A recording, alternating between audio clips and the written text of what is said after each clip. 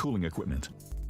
Time now for today's Spotlight on Money, sponsored by LendSeek. Go old school to save money on weekends. Pay with cash because plastic is designed to make it easier to spend. To remove the pain of paying from our psyches. Financial planner Ed Jertson says leave your credit card at home the next time you go out. Spend cash for everything you can. That way, you only go as far as the money in your wallet. When you're out of cash, your night's over.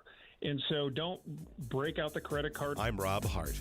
My name is Whitney Allen, and I'm a widow. My husband, Ryan, died. We never thought we'd ever have to use life insurance, but the unexpected happened. With Ethos, signing up was fast and 100% online. You can get a quote in seconds, apply in minutes, and get same-day coverage. No medical exams, and you can get up to $3 million worth of coverage. I'm grateful we were prepared. Get your free quote at ethos.com/radio. That's ethos.com/radio. Paid spokesperson. Time spent on application may vary. Online health questions required.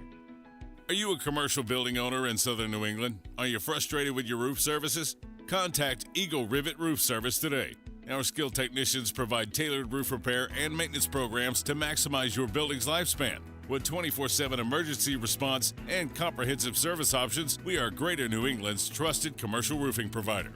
Visit EagleRivet.com for a complimentary inspection or call 860-953-1231. Protect your investment with Eagle Rivet. If you're carrying a lot of credit card or personal loan debt, every month can start to feel the same. All those bills, all those due dates, all that stress. There's a solution that's designed to make it easier for you. National Debt Relief could put you on the fast track to paying off your credit card debt, personal loans, and even medical debt for less than you owe, with just one low monthly payment you can afford. And no, it's not bankruptcy or a debt consolidation loan. It's a real, affordable debt relief program that could save you lots of money. National Debt Relief has already helped over 1 million people with their debt and has thousands of 5-star reviews and an A+ rating from the Better Business Bureau. So if you owe $10,000 or more, don't wait. Call 800-300-4411 now to see if you qualify. That's 800-300-4411. One call could help reduce what you owe and simplify your monthly payments. Call 800-300-4411 now to find out how much you could save.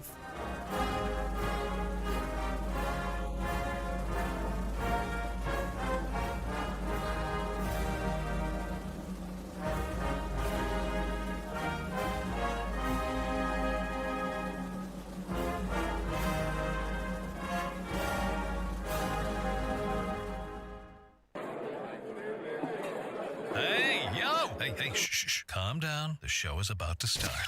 Reese on the Radio. Turn it up. Turn it up loud. Turn it up loud. It's like a dream come true. Turn on your radio. Reese is on the radio. Yo, let's get it. Due to the nature of this program, discretion does not exist. It's Reese on the Radio. Right now on WTIC News Talk 1080. Yeah! All you weekend warriors, what's up, baby? You ready to wrap this week up? Scallywags, nutmeggers, conversationalists, and the haters. It's Reese on the Radio on WTIC News Talk 1080. We try to lighten it up on Friday. You know that. Unfortunately, wifey cannot be here. Sick as a dog. She just can't do it. Just can't do it. Doesn't help that she passed it on to me. I woke up this morning and I was feeling weirdness like in the nasal area. You know, my sinuses, it was bad. Then the stomach was weird. And I'm like, not in that kind of like, you know, barfing way or, you know, indigestion kind of way. It just felt weird. I was feeling a little chilly. And I'm like, you know, I don't like this feeling, but I know it's her, you know. And I try when I used to say this when the kids were sick, I would keep them away from me. I'd like feed them with a slingshot. Get away from me. But you can't do that with the wife. You know, when she wants to snuggle, you got to snuggle. Honey, you're going to get me sick. So what? We're in this together. In sickness and in health. So I had to tell people around here, don't come near me. Don't come near me. It's in the early stages. I'm at patient 0 right now. Don't touch me. I don't like to be touched anyway, so you're not gonna see any hugging and all that other good stuff. But anyway, It's good to be here. And as always, good to be alive.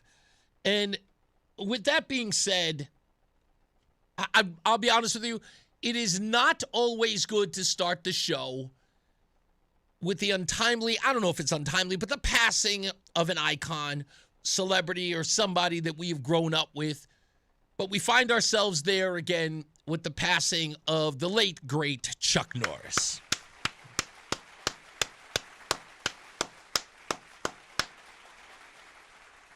Now, I have to be honest with you. I don't have to be a fan of a person to understand their legacy. And Chuck Norris was not on a list of people I thought, like, I wasn't awe-inspired by him. I thought he was a good guy, especially, as a personality when he stopped doing movies and he was showing up here and there and doing sort of like guest appearances in movies and things like that. I always thought there's Chuck Norris. There were iconic people in my life. Chuck wasn't one of them in a sense. I didn't rush to the theaters to go check him out like that. But he's the kind of guy that has, there's folklore. Best way to put it. Roland and I were behind the scenes trying to figure out something, and Roland, I did get an answer to that question. We'll discuss that in due course, because I want to show some respect to him, as many hosts will do today and in the coming days. I always thought of Chuck Norris as kind of, okay, for lack of a better word, kind of a joke. Why?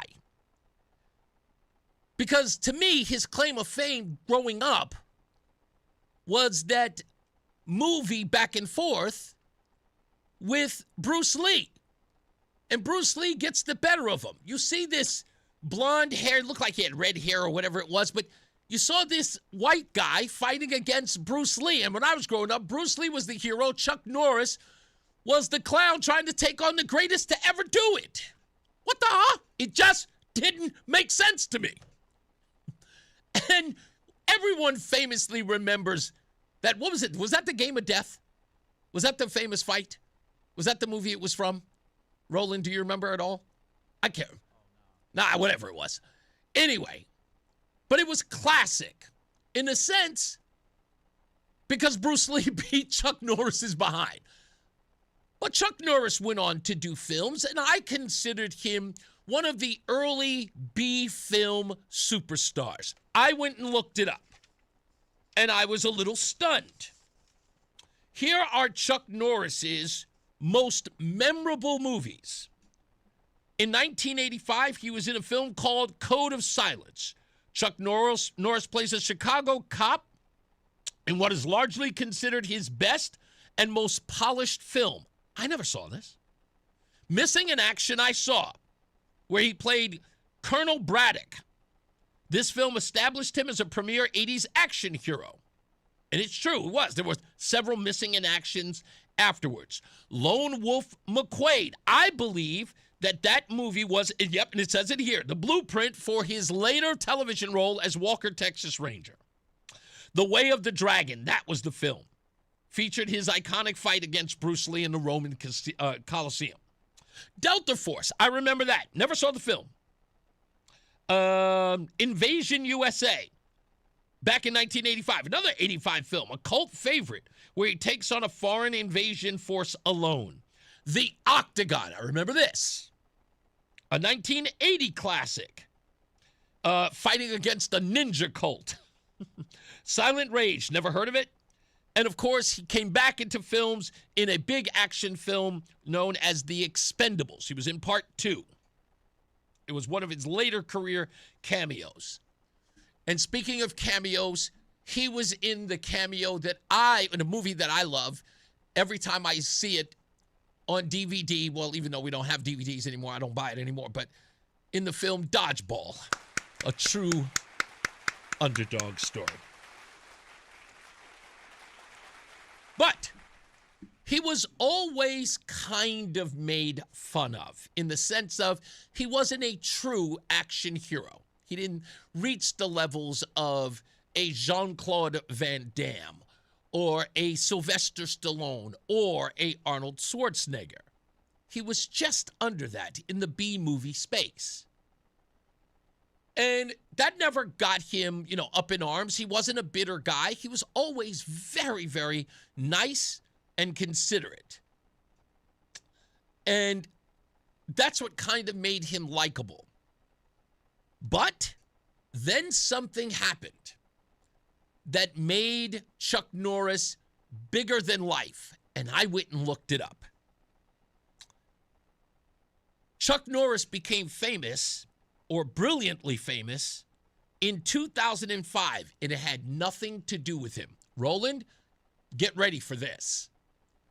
Do you know that Chuck Norris is famous because of a failed attempt to mock Vin Diesel?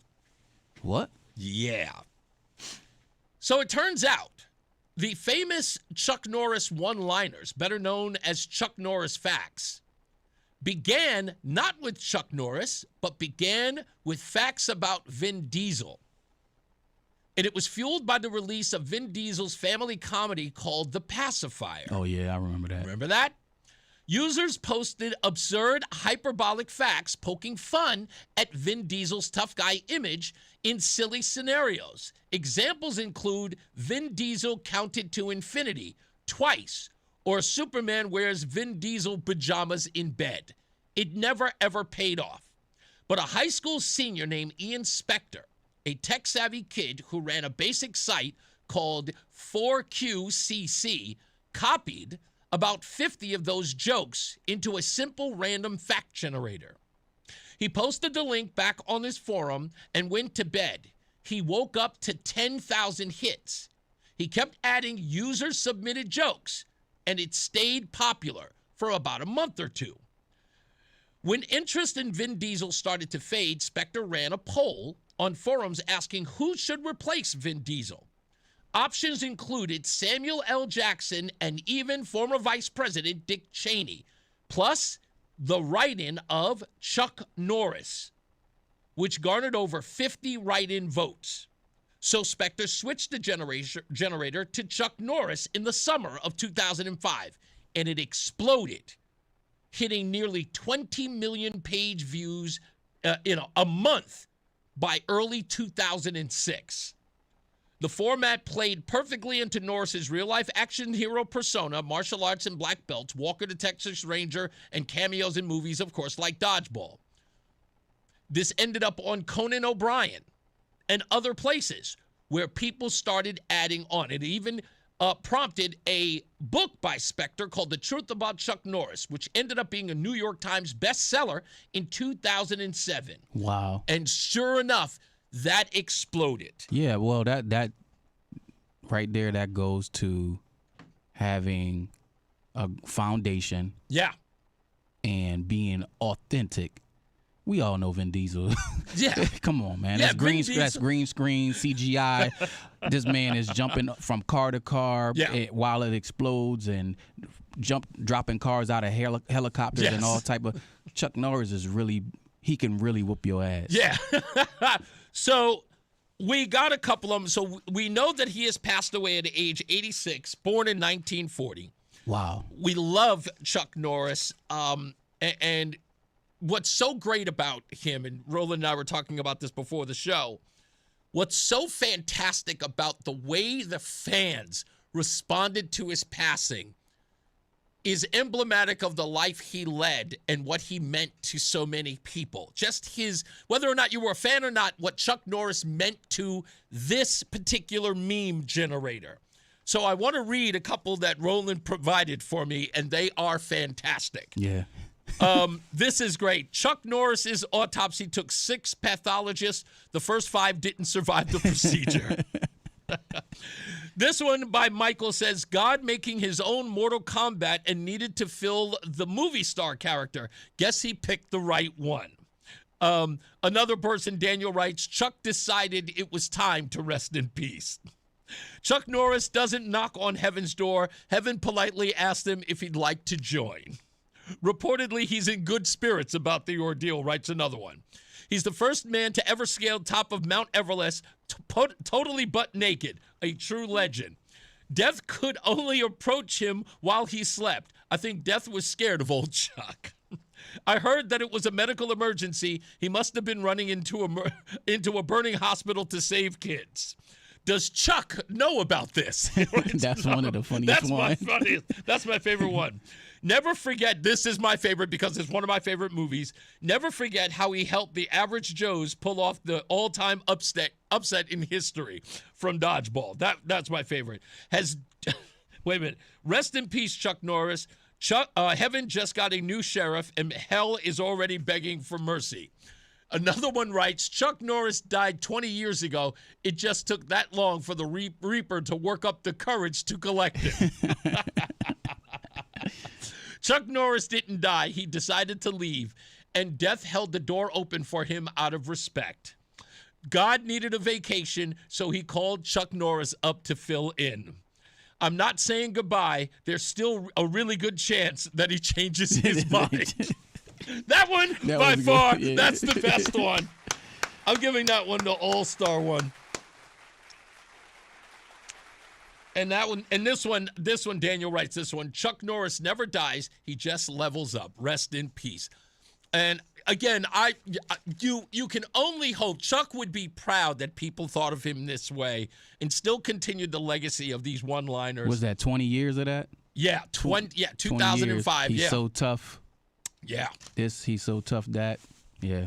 It's an amazing legacy for this guy, and you know, it's so wild that even my wife, as I was preparing before I left to come to the station, Roseanne goes, "Oh no!" And I'm like, "What, honey?" She goes, "Chuck Norris died." And I went, "Yeah." Like I figured as much when he was rushed to the hospital yesterday, because we would have never heard about it the way that we did if it wasn't, you know, at that point. Yeah.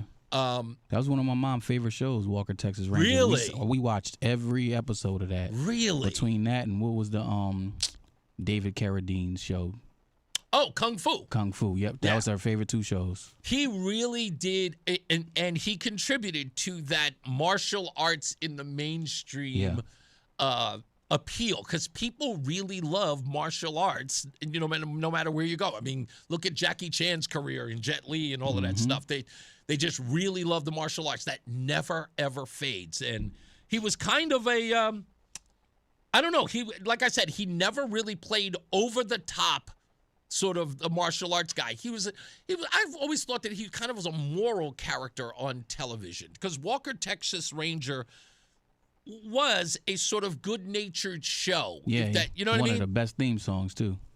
Yeah, I guess so. I thought that was a classic theme song. Is it really? Yeah. Eyes of a Ranger. I watched one episode of that, and there's a I got to find out who the guy's name is. The unsuspected stranger has better known the truth from wrong or right. Okay. Because the eyes of the Ranger are upon you. Yeah. You really classic. did watch that show, huh? Goodness gracious. What was the guy's name? Oh, I'm going to find out his name, but I watched one episode. Oh, Stoney Jackson. That's his name. That was the one episode of Walker, Texas Ranger I ever watched, and I came upon it by accident. His name is, I'm almost certain, Stoney Jackson. And if you look him up, you'll know exactly what I'm talking about. He had a bit part on a TV show called 227. And he was a Jerry curl wearing, very thin mustache guy. And his episode on Walker, Texas Ranger, he was the leader of a gang, and it was the hokiest gang I've ever seen in my entire life. It made Wesley Snipes' character in the music video Bad. It put it to shame. But Stoney Jackson back in the days, he used to play the typical Jerry curl wearing thug. And I always thought it was fun. He was another movie that he was in, and I can't think of it. A baseball film, and I want to say it was The Fan with Wesley Snipes and Robert De Niro. I'm going to look it up. I remember that. That movie was crazy. Yeah, I'll tell you about that behind the scenes. I interviewed John Leguizamo about that movie. And he was outraged at that, but that's another story. But he played the big dude in Spawn, right? Who's that? John Leguizamo. John Leguizamo, yes. Okay, yes. yeah. But Chuck Norris, a legend. He is in the heavens now. May he rest in peace. Didn't he have the same sidekick as? Because I watched a lot of Matlock with my grandparents. Wasn't the black dude, the Private Eye? Wasn't that his sidekick in Walker Texas Ranger? Wasn't that the same guy? I don't know. I never watched Matlock like that. You never? Oh, what? No. Where'd you grow up? I grew up not watching Matlock. No Matlock? No Matlock. Perry Mason? No Murder, She Wrote? Perry Mason, yes, but no Murder, She Wrote. I didn't watch geriatric television. No. That's absolutely not. I grew up with my grandparents. Those are the shows that they watched. Oh, no, they were good shows. In the heat of the night, all of that. They lasted forever. You would think I was 60 years old, but I just hung around in those the folks. Heat of the Night. That was another geriatric program. Woo! Carol O'Connor. They picked the right one on that guy. Archie Bunker for In the Heat of the Night. Yeah, that was an interesting show. Anyway, all right, we got to take a break. We'll come back. More news, more views. I promised I will tell you this story. It's called REMVE, what the Biden administration was directing the CIA to do as it pertains to white women. You are not going to believe this. Stand by. We'll be back. I'm here with Ken Tumalo, founder of Tumalo Financial and host of Tumalo Financial Radio, Sundays right here on WTIC News Talk 1080. Many of us spend years working and saving and putting as much money away for retirement as we can. Then, when we get closer to it, a lot of us just don't know where to start. So, Ken, what should someone do as they get closer to retirement? And that's it. A lot of people just don't know where to start. They don't know what they don't know. So really what it is sitting down with someone, figuring out not only goals and needs, but how do the numbers go together? And are you going to be okay in retirement? So really it's that checkup. Figure out where you are before you actually retire. What would you say the biggest fear is in retirement, and how do you help your clients get past that? Running out of money. Someone could save $100,000 for retirement, or they could save $10 million for retirement, but they'll both come in with that one same common issue. I'm afraid to run out of money. What should I be doing? What kind of impact can the Tumalo Financial Retirement Checkup have? It makes people comfortable in retirement. For example, I've had people say to me, hey, I want to buy a second house in retirement, but I'm scared to do it because I'll run out of money. When we're doing that checkup, we can prove out whether or not it's okay to buy that house so they're comfortable doing it. Since we're going over this, I want to offer help for our listeners today. For the next 5 callers, my team and I are going to sit down with you personally for a complimentary Tumalo Financial Retirement Checkup. We'll talk about your goals and put together a retirement plan that works for you. Call us at 860-854-3434 or find us online at tfcheckup.com. At Tumalo Financial, they've got one job, and that's to help you get retirement ready. Again, the number 860-854-3434.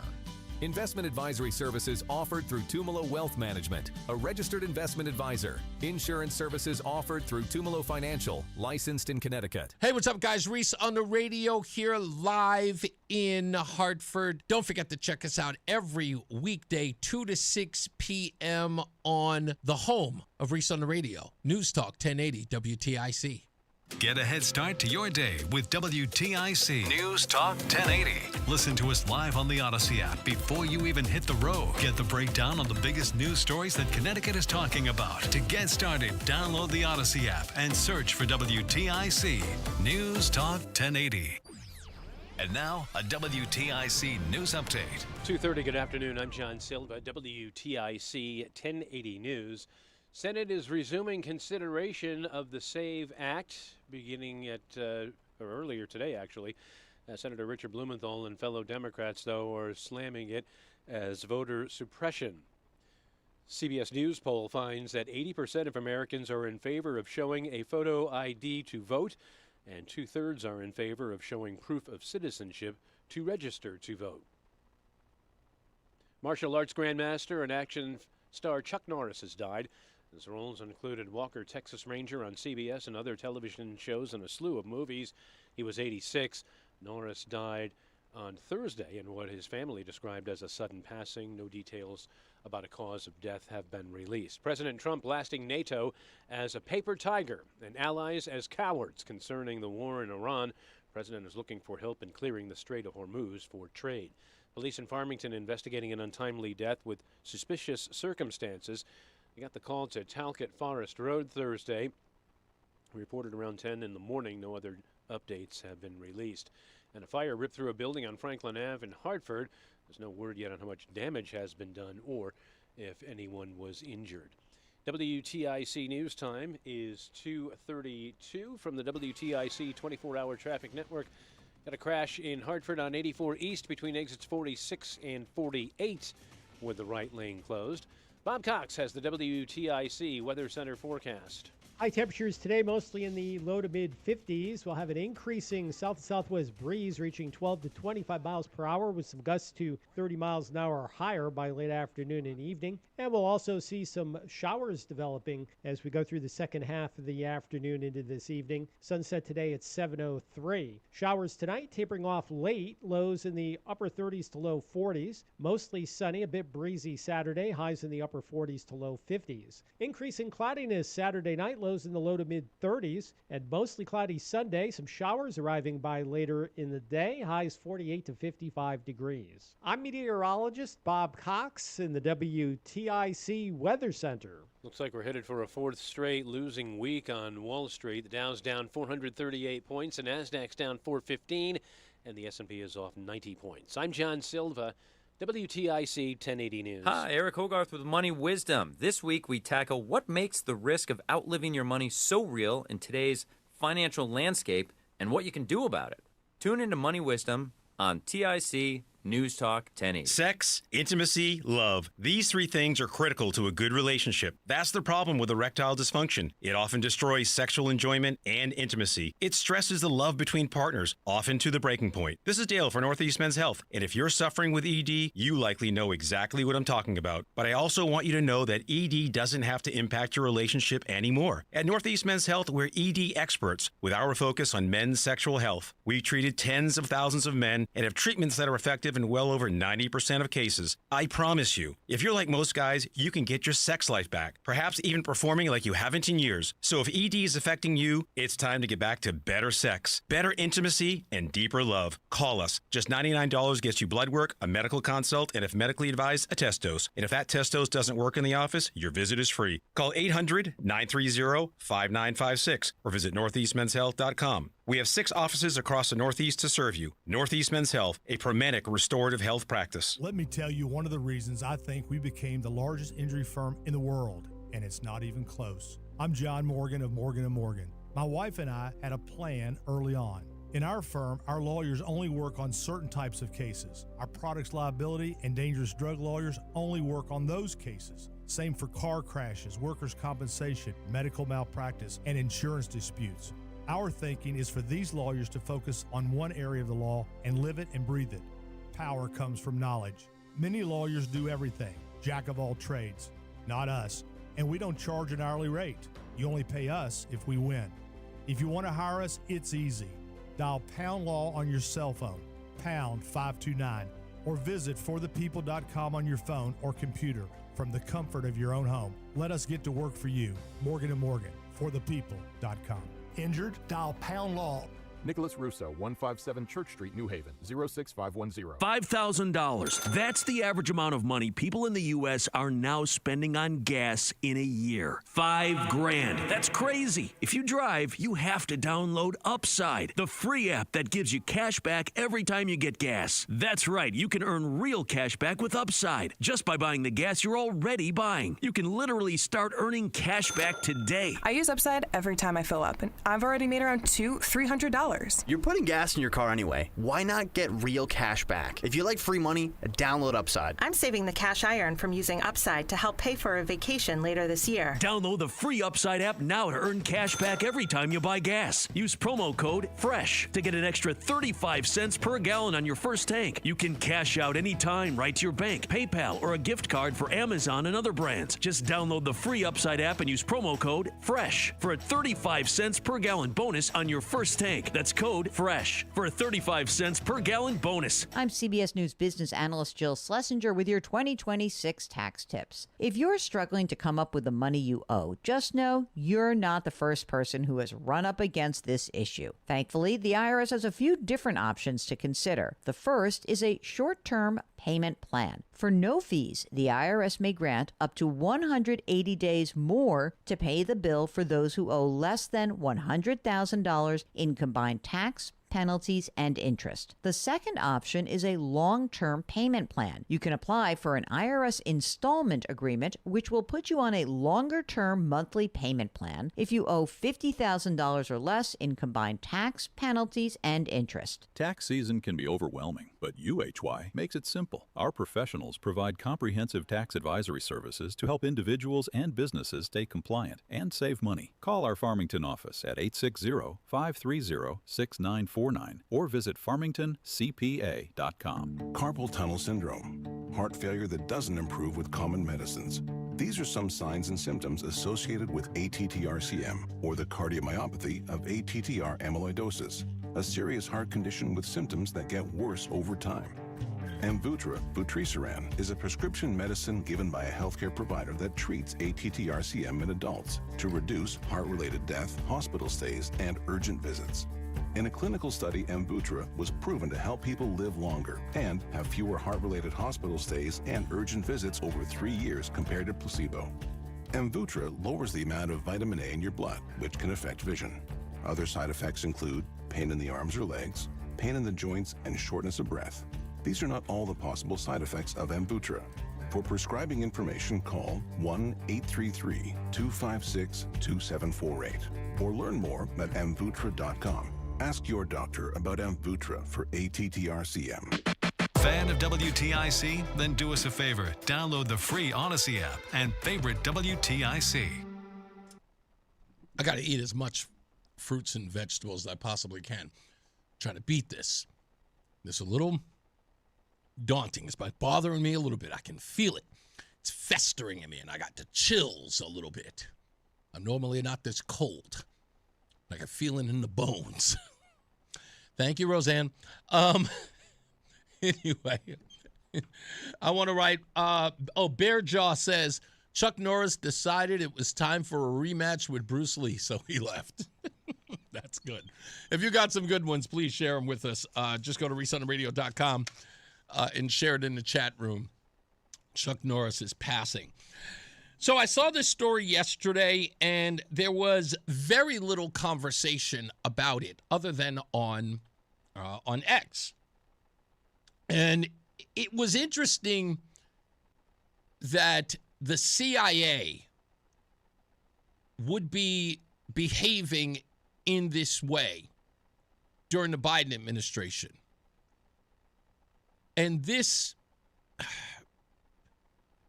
is so crazy because it almost, to me, aligns itself with COINTELPRO. For those of you who don't know that, these sort of black activist groups, black nationalist groups were monitored by the FBI, CIA, and the like. You know, from Dr. Martin Luther King Jr. to Malcolm X to Medgar Evers, everybody.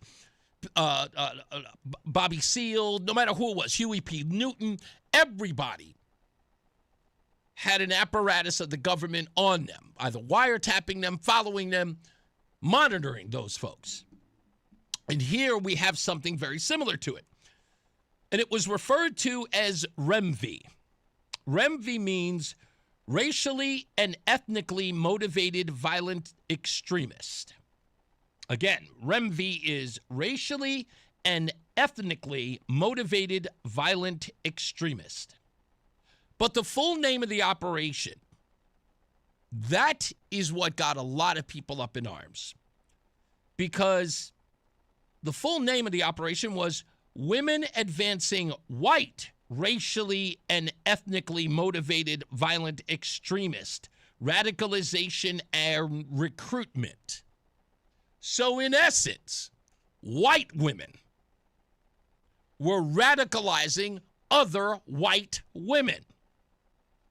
America First Legal, a conservative public interest law firm, posted this X thread yesterday.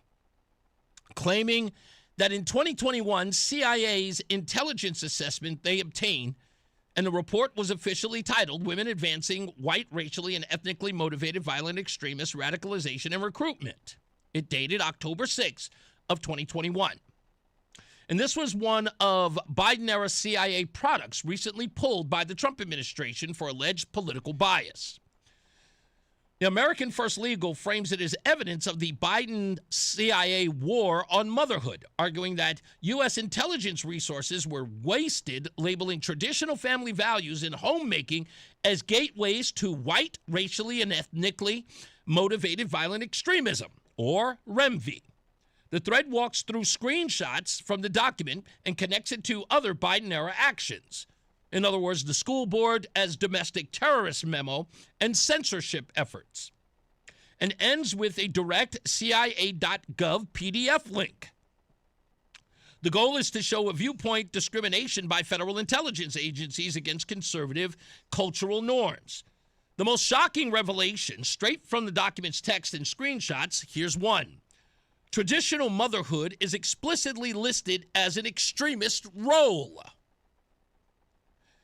It says that we assess that female members have been emerging as key players of a transnational white racially and ethnically motivated violent extremist group, taking on diverse roles to advance white REMV goals, including the white REMV view of traditional motherhood, and successfully participating in newer roles in propaganda and recruitment.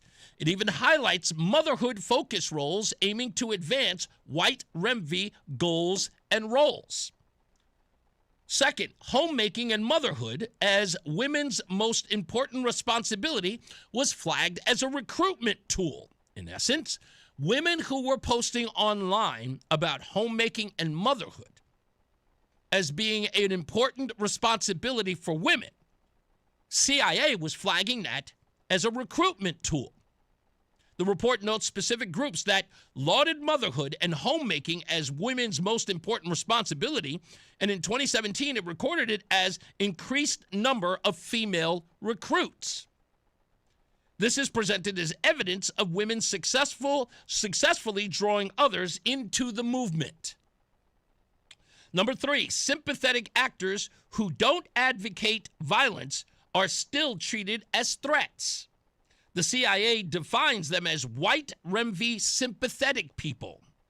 Those people are identified as individuals or group who may not openly advocate violence but amplify white REMV narratives regarding their perceptions of racial and ethnic hierarchy, as well as perceived threats from those who see advocating multiculturalism and globalization. So, if you thought multiculturalism or globalism was wrong, that was considered extremist behavior. Pronatalism and the Great Replacement was also portrayed as extremist conspiracy fodder. So if you can see that the administration was importing tens of millions of people into the country, and you deem that as replacement theory, you were portrayed as an extremist. The documents claim that white REMVs say families should have as many biological children as possible to counter the rising birth rates among non-white populations. And this is a conspiracy they call the Great Replacement. Number 5, everyday content. Okay, ladies, sit down for this one. I am not kidding. If you can, sit down, please. I mean it. You want to hear this. And you need to, because you are going to be so outraged by this one. This one actually bothered me, and I don't even perform this act. Number 5, everyday content like cooking blogs and family videos is called subtle propaganda. One of the most eyebrow-raising passages highlighted in AFL's older coverage of the same report describes women producing blogs, videos, or other online content under the guise of cooking for white children, tied to subtle narratives about racial purity and the defense of white European heritage. Traditional homemaking content is reframed as a Trojan horse for extremism, according to the CIA. That's what they called it. Ladies doing videos about recipes. Recipes. How you feed your children. You're probably doing like, what's that big thing that they do online? What's it called? Hacks, right? Like cooking hacks, like treats for your kids. You know, hey, here's a good cooking hack that I do with my children. Flagged. Extremist. We don't like the way you're cutting up that peanut butter and jelly sandwich. Extremist. It's insanity. Like the simple role of mothering. Cooking blogs? Arts and crafts even? I don't even know how to respond to half this craziness. Stevie V says, them crazy Caucasians. Without a doubt. Without a doubt. The CIA was run. I mean, it's to the fact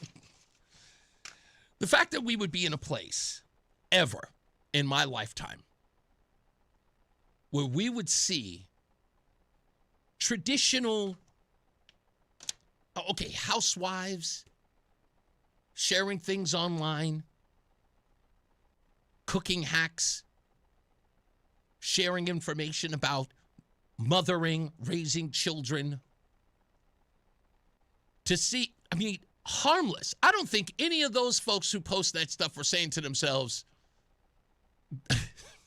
be a part of my secret society. I can't stop laughing about it because there's just no way that this is real. But they were writing this up. Just everything was a threat to these folks.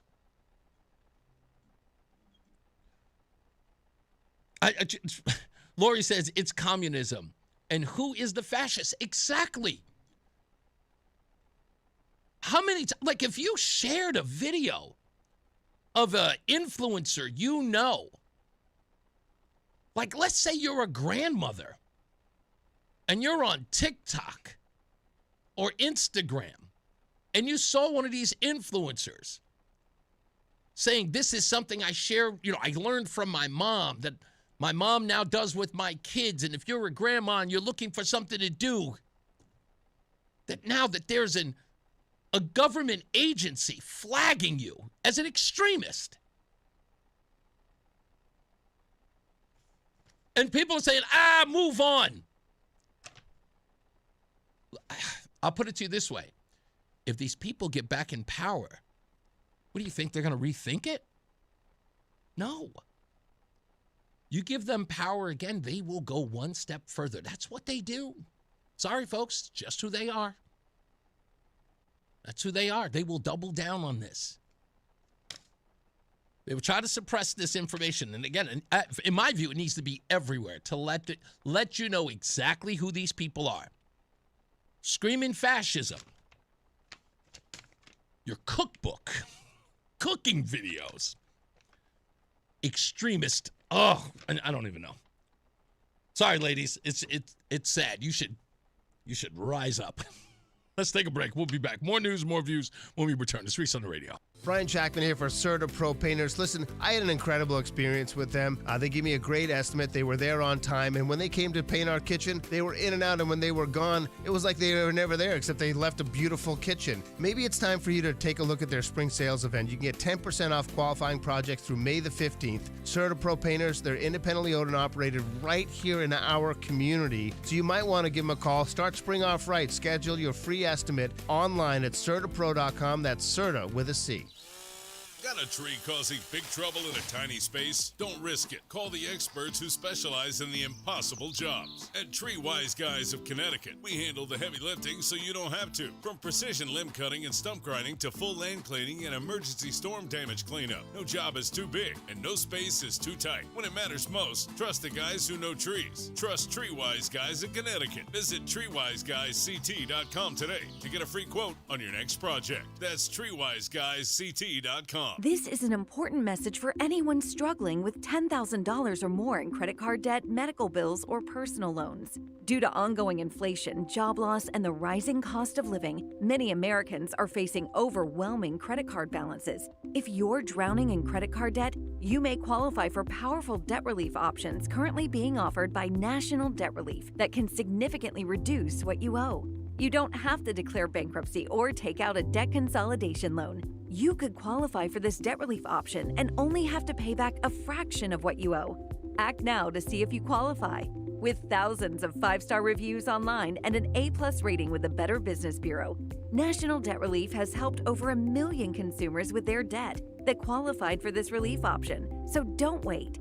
Call the Debt Reduction Hotline now. Dial 800-428-5757. 800-428-5757. That's 800-428-5757. If you love sports, this is the show for you. It's You Better You Bet with me, Nick Costos. Weekday mornings 9 to noon Eastern on the free Odyssey app and YouTube at The Costos. Bringing you the biggest NFL news, guests, and notes from the offseason while getting you ready to win the madness of college hoops. It's You Better You Bet with me, Nick Costos. Live and interactive Monday through Friday, 9 a.m. to noon Eastern. Presented by BetMGM. Download the Odyssey app and listen from anywhere for sports talk from people who love sports. My name is Whitney Allen, and I'm a widow. My husband, Ryan, died. We never thought we'd ever have to use life insurance, but the unexpected happened. With Ethos, signing up was fast and 100% online. You can get a quote in seconds, apply in minutes, and get same-day coverage. No medical exams, and you can get up to $3 million worth of coverage. I'm grateful we were prepared. Get your free quote at ethos.com/radio. That's ethos.com/radio. Paid spokesperson. Time spent on application may vary. Online health questions required. It's Reese on the Radio on News Talk 1080 WTIC. Let me see. It's like my dad always said they take it in incremental steps. They chip away things slowly enough so that it goes unnoticed. Camel nose in the tent is such a good point, Lori. Let me get this last comment here. Obviously, I missed this. How did I do that? That's weird. Okay. I need to work on my... She said, all ties back to the same thing, censorship and taking away freedom. Sparky says, geez, if cooking videos were bad, then who does the government's laundry? I don't know.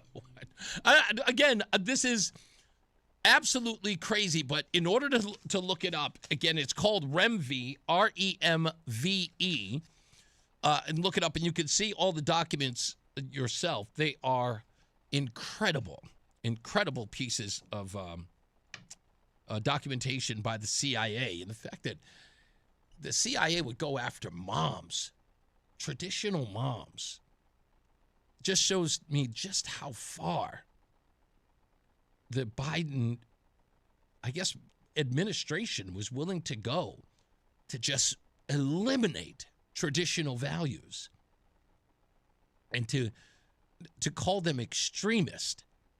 It's just crazy. I'm looking at this going, no way. But I don't know. Whatever I'm going to tell you. Anyway, at the top of the hour, I want to talk a little bit about this article that was written by a woman named Kate St. John about DQuat. And I'm so glad that Jeff Cordisco sent this to me because it turns out that the EPA knows about the study about hydrilla and DQuat once the two are mixed. In fact, they're so certain of the bad thing that happens, it is primarily the reason why they keep doing testing while at the same time is telling us it is safe and effective. You understand? They know the study, and the study stems from 2014 to 2020. It has been peer-reviewed. There is absolutely no dispute that spraying DQuat on hydrilla exposes a chemical imbalance that, if eaten by the wildlife, deteriorates their brain and kills them over time. It is not safe and effective. The study even suggests that this eventually, in the long term, if it is not checked, it will eventually affect humans. It has to. That's why they keep studying it, because they know about this study. I'm going to break down what the study is and what the study says. And again, it is well documented, but nobody would have known it if not for Kate St. John's article, which it turns out I actually went to go see if the EPA has ever cited the article or the study that was done in several universities and peer reviews. And it turns out that the EPA did, but it omits it. Crazy as it might seem, they omit it from their study and their findings. It is not even mentioned. And there is documentation that they reviewed it. Is that wild? Or par for the course, actually. I mean, if you think about it, that is government. So I'm going to read a lot of this for you. And there are some words in here I'm going to have some difficulty pronouncing, but I'm doing my best. I tried like 4 different times. I'm like, how do I pronounce this? Some of the words are really, well, I'm just going to call some of them are AETX, which you're going to have to look up, which is referenced in a National Institute of Health's paper. But I'll break all those down in the next hour as well. Also, in the next hour, I think we're going to have to change Connecticut's name. The Constitution state doesn't apply anymore. And I think we're going to have to start calling it the welfare state. If you haven't heard, Connecticut is deciding that it wants to pay for everything in human life. We talked about school lunches. Of course, you all know about paying other people's electric bills. We also talked about subsidizing their health care in the country. Well, the next thing that they wish to subsidize is absolutely, it's crazy. It is just crazy. And they believe that for every $1 that's spent in this program, they will be able to generate $11. I'm not kidding. According to this program, they believe for every dollar spent, this will generate $11. Very similar to what they said about food stamps. They said if every food stamp generates, what was it? It generates another $3 into the economy or something like that, or $7 into the economy. I think it was something that Tom Vilsack, the Secretary of Agriculture, said. Some nonsense. But it's absolutely, the numbers they just don't add up. They don't. We looked into it. So we'll go into both of those stories when we return. So stand by for that, plus your phone calls at 860-522-WTIC, 860-522-9842. Let's get to top of the hour news with John Silva right here on WTIC News Talk 1080. Follow WTIC News Talk 1080. Don't miss out on important updates in Connecticut, from breaking need-to-know news, weather alerts, and more. Follow WTIC News Talk 1080 on the Odyssey app now. This is WTIC News Talk 1080 with Brian and Company in the morning, Reese on the radio in the afternoon, and news around the clock. WTIC and WTIC FM HD2 Hartford and Odyssey Station. It's 3 o'clock. Good afternoon. We've got cloudy skies out there, 52 degrees. And we'll keep the clouds, and then some showers will roll in later on today. All the forecast details coming up. Hartford's mayor proposing a city budget for fiscal 2027 that does not raise taxes. However, Aruna Naralampalam says financial trouble at city schools is getting worse. Board of Education now projecting a $74.5 million deficit for next school year. And no one knows who, if anyone, will cover it. WTIC's Dave Mager reports. The mayor says the superintendent and Board of Ed have failed to come up with ways to cut spending. All sides agree public education in the capital has already been cut to the bone. We cannot afford to fire more teachers. But Naralampalam says there's wide disagreement on how to cover that $74.5 million deficit. He says he won't dip into the city's $48 million rainy day fund. It's not really a rainy day fund, it's our oxygen tank. The city needs this to survive. It would push us back to the brink of bankruptcy, just so that they can ignore the challenges they face for another 6 months. The mayor is hopeful the governor will get behind an increase in the long stagnant state level of spending on schools, but with or without that, in the near term, the Hartford schools fiscal crisis persists. In Hartford, Dave Mager, WTIC 1080 News. Investigation continues into the death of a 12-year-old girl in Enfield. Eve Rogers was found unresponsive Thursday morning in her Elm Street home. She was later pronounced dead. State Police Major Crimes is assisting in the investigation, as is the Department of Children and Families. The Office of the Chief Medical Examiner is working to determine an exact cause of death. President Trump's knocking NATO allies again, this time over their lack of support for the war in Iran. He called them cowards. This as the U.S. military is deploying 3 more warships and 2,500 additional Marines to the Middle East. Once again, he says what he said, and once again, there's no indication that NATO more broadly is interested in joining this operation. Individual countries may be in talks with the United States. The British certainly have signaled that they're considering things, but as an alliance, the signal that's come from many members is this isn't necessarily a NATO concern. That's correspondent Ed O'Keefe.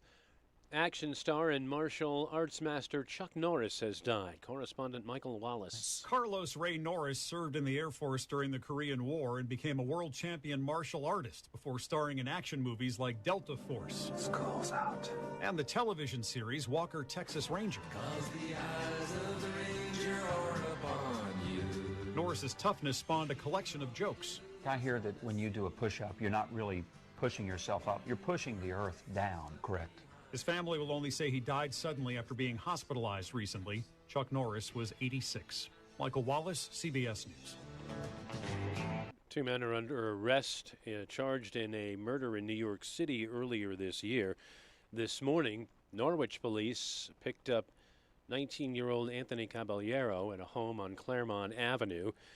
He, along with Zion Martinez, also 19, are charged in that February 11th shooting in the Bronx. And Martinez had already been behind bars on another charge. CBS News says it's shutting down its radio news service after nearly a century of operation as part of a round of layoffs at the company. When it began operation nearly 100 years ago, the service was a precursor to the entire CBS network and gave young executive William Paley his start and was the home of legendary broadcaster Edward R. Murrow's reports from London during the Second World War. Editor-in-Chief Barry Weiss says it will cease operations in May. WTIC News Time is 3:04 from the WTIC 24-hour traffic network. Looks like an earlier accident in Hartford has been picked up. We're left with some leftover road work on 84 in the Hartford area, West Hartford area, eastbound side between exits 44 and 46. We've also got some delays to report on the westbound side of 84 out of East Hartford. Backups reported between exits 56 and 45. In Windsor, delays beginning to build from exits 35A on 91 south to 32 into the capital city. Here's the WTIC Weather Center forecast. The clouds are in, and we've added some rain and drizzle back into the forecast. Coming down from 55 tonight, we're breezy this evening with the periods of rain continuing. They'll end around midnight or just a little after with a low of 40. Tomorrow, we'll have sun and clouds, a high near 53, and that's actually a pretty decent late March day for us. As we head into tomorrow night, we're cloudy with a low of 38. Those clouds will set the stage Sunday for a breezy morning, and we'll keep the clouds through much of the day with a couple of showers in the afternoon. A high near 57. The rain's going to continue as we go through Sunday night, and Monday starts off with a couple of those showers in the morning for your Monday morning commute. Otherwise, though, it's cooler with some clouds breaking for some sun late in the day as it becomes breezy for the afternoon, a high near 41. Tuesday will offer some sun for us with a high of 46, and as we look out towards Wednesday, there's a few showers returning, still highs in the 40s. This is meteorologist Melissa Constanzer in the WTIC Weather Center. Dow's down 459 points, NASDAQ's down 451, S&P is off 100. I'm John Silva, WTIC 1080 News. Wesley Financial Group is not a law firm. Hi, I'm Chuck McDowell, the timeshare cancellation guy and founder of Wesley Financial Group, and I want to set the record straight. I am not an attorney. I've never wanted to be an attorney. And the truth is, I really don't even like attorneys. If I sound like an attorney or if I look like an attorney, I'll apologize. But what I've learned in my 15 years in the timeshare cancellation business is you don't need to be an attorney to get folks out of their timeshare. At Wesley, we've helped over 40,000 families cancel their timeshare without me being an attorney. And I want to share with you how we do it. Just give my office a call, and you will not talk to an attorney. And I guarantee if we take you as a client, we'll get you out of your timeshare, or you'll pay nothing. Call now for your free information kit. 800-714-9090. 800-714-9090. 800-714-9090. I'm John Morgan of Morgan & Morgan. Our firm handles hundreds of crash cases involving semi-trucks every year. A crash case involving semis is much different, and if you don't know what you're doing, you can leave lots of money on the table. Many times there is separate insurance for the cab and for the trailer. Sometimes there are actually layers of other insurances and excess insurance that some lawyers may not know about because they don't see that many cases. We see these cases every day. Also, there are federal laws governing the hours a driver may drive in a 24-hour period and logs that are required. A crash case involving a semi-truck is a totally different animal than a simple car crash. We have lawyers who only handle these cases. It's all they do. Rolling the dice with the wrong law firm can be disastrous. Call us on your cell phone at Pound Law, pound 529. It's so easy. Injured? Dial Pound Law. Nicholas Russo, 157 Church Street, New Haven, 06510. Reese on the radio, making sense of the news. Yeah, even when it makes no sense at all. Now on WTIC, News Talk 1080. Okay, I'm going to try this, but I'm going to butcher every word. So forgive me. It is important that you folks kind of follow this, okay?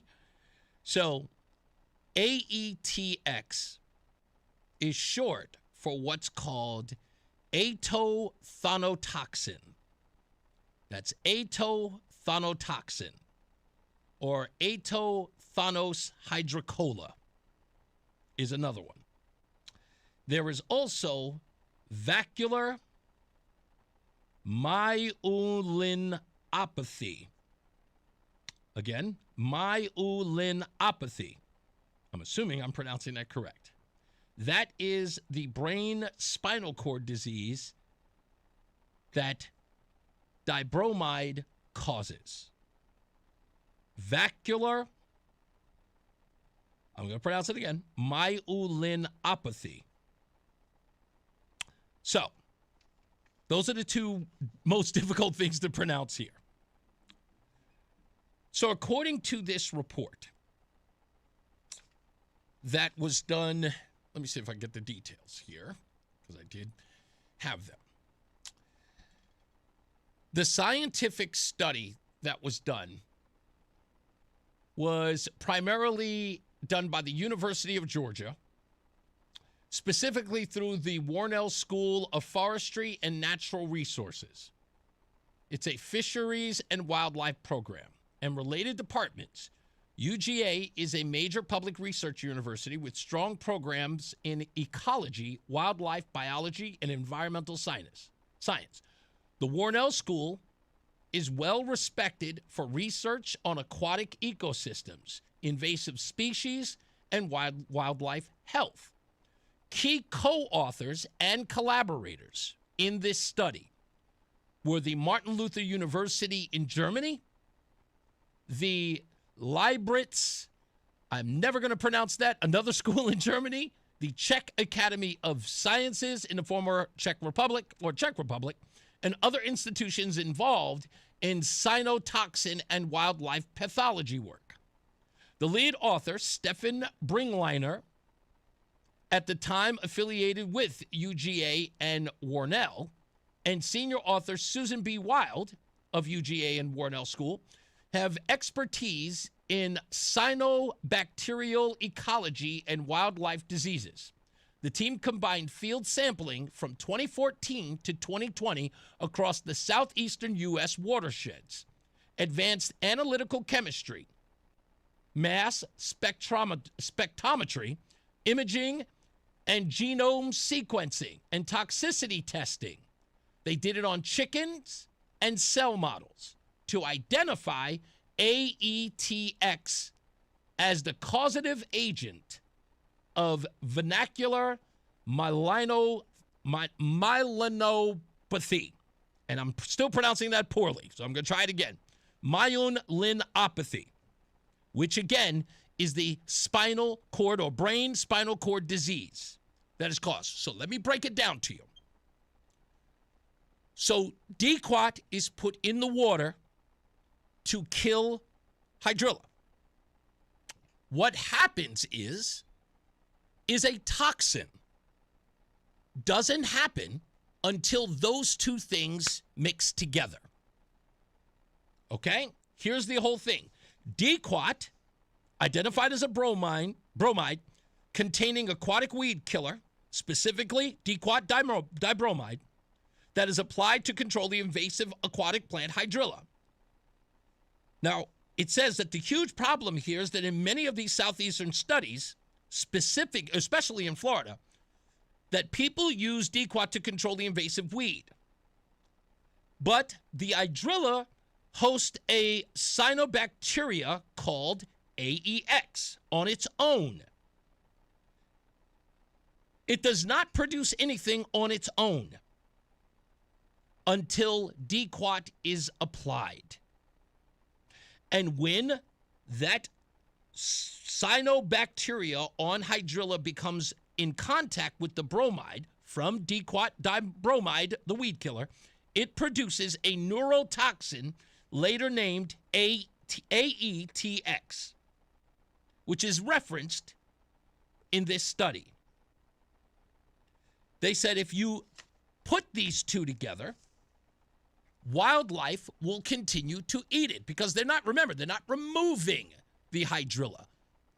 The toxin that is created when you blend the two is there. And of course, fish and wildlife will eat the hydrilla there. It says here, the food chain pathway to the eagle death. Fish and water birds, including American coots, eat the treated hydrilla and ingest the neurotoxin. These animals develop avian vacuolar myelopathy, brain lesions that cause convulsions, paralysis, and death. Bald eagles and other predators eat the sick or dying fish and coots, often easy prey, and then they develop the same brain lesions. The post includes a diagram of caution, which comes from the study. They say the problem began in 1994 at the DeGray Lake in Arkansas and has spread to Florida, Georgia, and the Carolinas and Texas. Exactly the watersheds where hydrilla colonized by the cyanobacteria overlaps with the DQuat type herbicide use, which is why most of these places stopped using it. And they started using things like carp. So they've known this, and they know the study. This is not lost on them. They are very well aware of that. Now, I'm going to go through, there's a whole bunch of other stuff, but I have a guest. I'm working really, really hard to get Kate on the program because she wrote this, and I haven't heard back from her, but I'm trying to get Kate St. John on the program to talk about this study because she has done extensive research. Now, she is a wildlife specialist. Her blog is, in essence, she loves birds. That's, I guess, the best way to put it. She loves birds, and she came across this and found the study. And she knows that it's killing off birds. So that's, to her, that's her angle, that these are killing wildlife. And then I went to go look into it, and it turns out that this study exists. It also turns out that the NIH, as well as the EPA, know very well about this, which is the reason why they keep doing the studies. That's why they have scientific studies alongside with the funding to spray DQuat. So anyone who is telling you that this is safe and effective is lying to you, because none of this study has been debunked. And this study started in 2014. I looked everywhere to find anyone who debunks the study. From the University of Georgia, nothing. No one has. They all but ignored it. So I tried to get it. I got it to a couple of people. Hopefully they will look at it. Exactly, Melody. Where are the environmentalists? Nowhere to be found. Nowhere. And I'm going to forward this study to every one of them. Now, why does that dovetail into something else? I cannot believe it. I cannot believe it. Do you know that there's another hearing arguing that Connecticut is not doing enough to stop fossil fuel usage in the state of Connecticut? In fact, William Tong is all over it. So in one breath, everybody's concerned about the climate, and on another, they're fighting for DQAT and calling any, I guess, resistance to the use, they called it everything under the sun, conspiracy theories. Don't listen to people online, they said. So, this is what I'm going to ask. Okay? It's real simple. Contact every Republican. Adam, I'm sure you're listening. The article is called Eagles Die When We Kill a Weed. It was published November 6th of 2022. If you want to find it, you can find it at birdsoutsidemywindow.org. Again, birdsoutsidemywindow.org. It was published on November 6th of 2022 by the author, Kate St. John. I'm going to leave a link on my Facebook page, on my Instagram page, on my X page. Share it with everybody. Because the story suggests that deep, the EPA, environmentalist groups like Eco Alliance, whoever those people are lying. And I want to know if they know about this study. I want to know if they know about AETX. And I want to hear an answer as to why they're ignoring it. I also want to hear why, if it's so safe and effective, which again, every time I say it to everybody, it's safe and effective, yet we have funding for 3 years worth of study after the application. I mean, in my view, it should be as simple as dropping Kool-Aid into the water. It should be that simple, but it isn't. There's an awful lot of money that's going into science and scientists, knowing that there's already been a scientific study on this. Already has been. It's right there. And we're talking peer-reviewed and absolutely battle-tested, to which everybody is ignoring. I know people this was, I'm going to give them a monicum of grace. I get guys like Greg Bugby. I even get guys like Senator Blumenthal. They dragged their behinds on this, and now it's gone beyond the reproach, so they need some fast-acting way to get rid of hydrilla. And the cost got away with them because they did nothing. They dragged their feet. They didn't think it was important enough. They were focused on other things. They took their eye off the ball. That's fine. But you cannot remedy this by doing the thing that you claim that you stand up for, and that's the environment. By doing the thing that's destroying the thing that you claim that you are trying to protect. And ignoring the science, which again, you tell all of us that we ignore the science. Well, here's the science. Here's the science. Provable science. And it's being ignored. And don't give me the whole, what do we do? Look, you folks are throwing money at anything. In the next segment, we're going to talk about the stuff you were about to throw money at that blows my mind. You guys will raise taxes on soda to pay for lunch for everybody, no matter what their economic background is. Rich, poor. You guys want to give free lunch to everyone. Forget about how much money you wasted on the Husky program for Medicaid for all. even illegals. You guys are willing to throw that money anywhere. You guys are willing. Look, we got a fiscal crisis of $76 million in Hartford. Have they not taxed anyone enough? How in the hell did Hartford come into a $76 million shortfall with all of the taxation going around? What do they spend it on? They are losing. They are hemorrhaging students. Hemorrhaging them. Kids aren't showing up to school. By the way, I found out yesterday that they're actually paying for children to go to school in another town.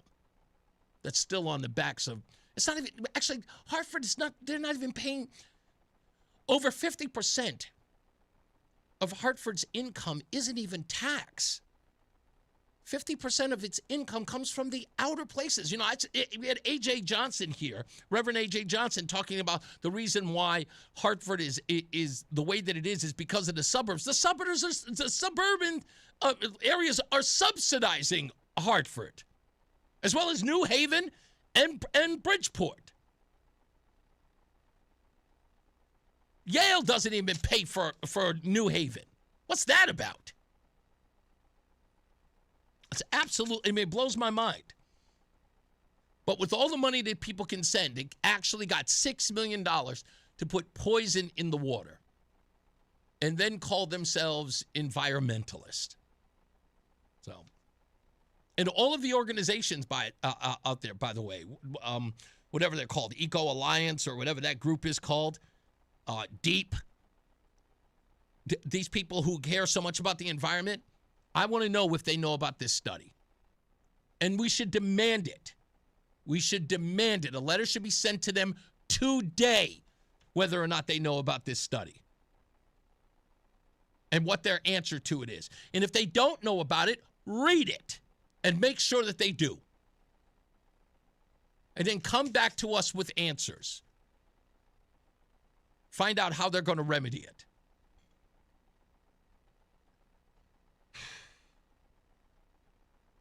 It's actually pretty funny.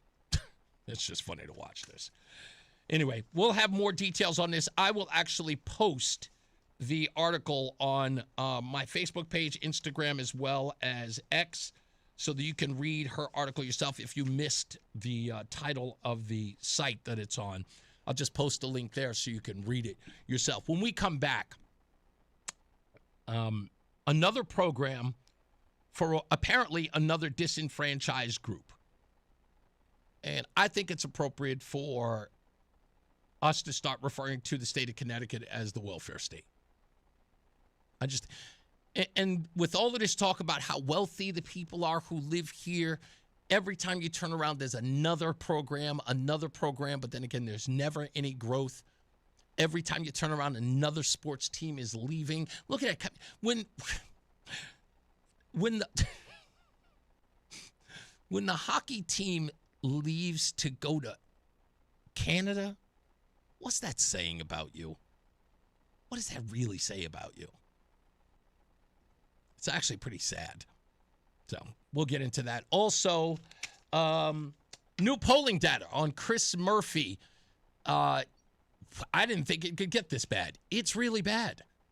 And we'll find out the reason why his polling, no matter where he is, every place he's showing up, from the books to the tours to the, I mean, he's actually not doing the tours anymore. That was weird, right? Remember how abruptly that stopped? Well, it turns out his polling numbers have gone down. And you're asking yourself, really, can they? Yeah, they have. Really, really bad. We'll break down the reasons for that as well. What was the other thing that I had here? Well, I guess we'll get to that. If you want to share your Chuck Norris comments or one of these funny one-liners that you may have heard and you want to share it with us, we'll read that throughout the day as we celebrate the life and the time of Chuck Norris during the program. Stand by for that. This is, no, that Bob Duff thing, I'm going to wait until next week to talk about that. Oh, speaking of Monday, Deborah Stevenson is going to be back here about the vote the vote in committee for homeschooling. She'll be here on Monday on what she is going to be doing next. And Dan Haar has an article. I want to talk about that too. I might do that in the 4 o'clock hour. I never thought that I would say this, but Dan Haar is calling Democrats out on this homeschooling bill, which is blowing my mind. I have no idea why, but it is blowing my mind that as of recent, he has been calling Democrats out for some of this stuff going on in the legislative session. So this is incredible just to watch. Reese, the solution to any problem for the Dems or Libs is to throw money at it. You might be right about that. You might very well be right about that.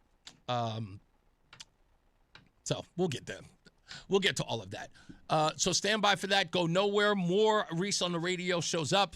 Stupidest thing I read today also, and your music news when we return. And in fact, the stupidest thing I read today is dovetailing off my conversation with David Haberfeld yesterday, which you should enjoy. It's a story out of Tallahassee, Florida, which you should enjoy.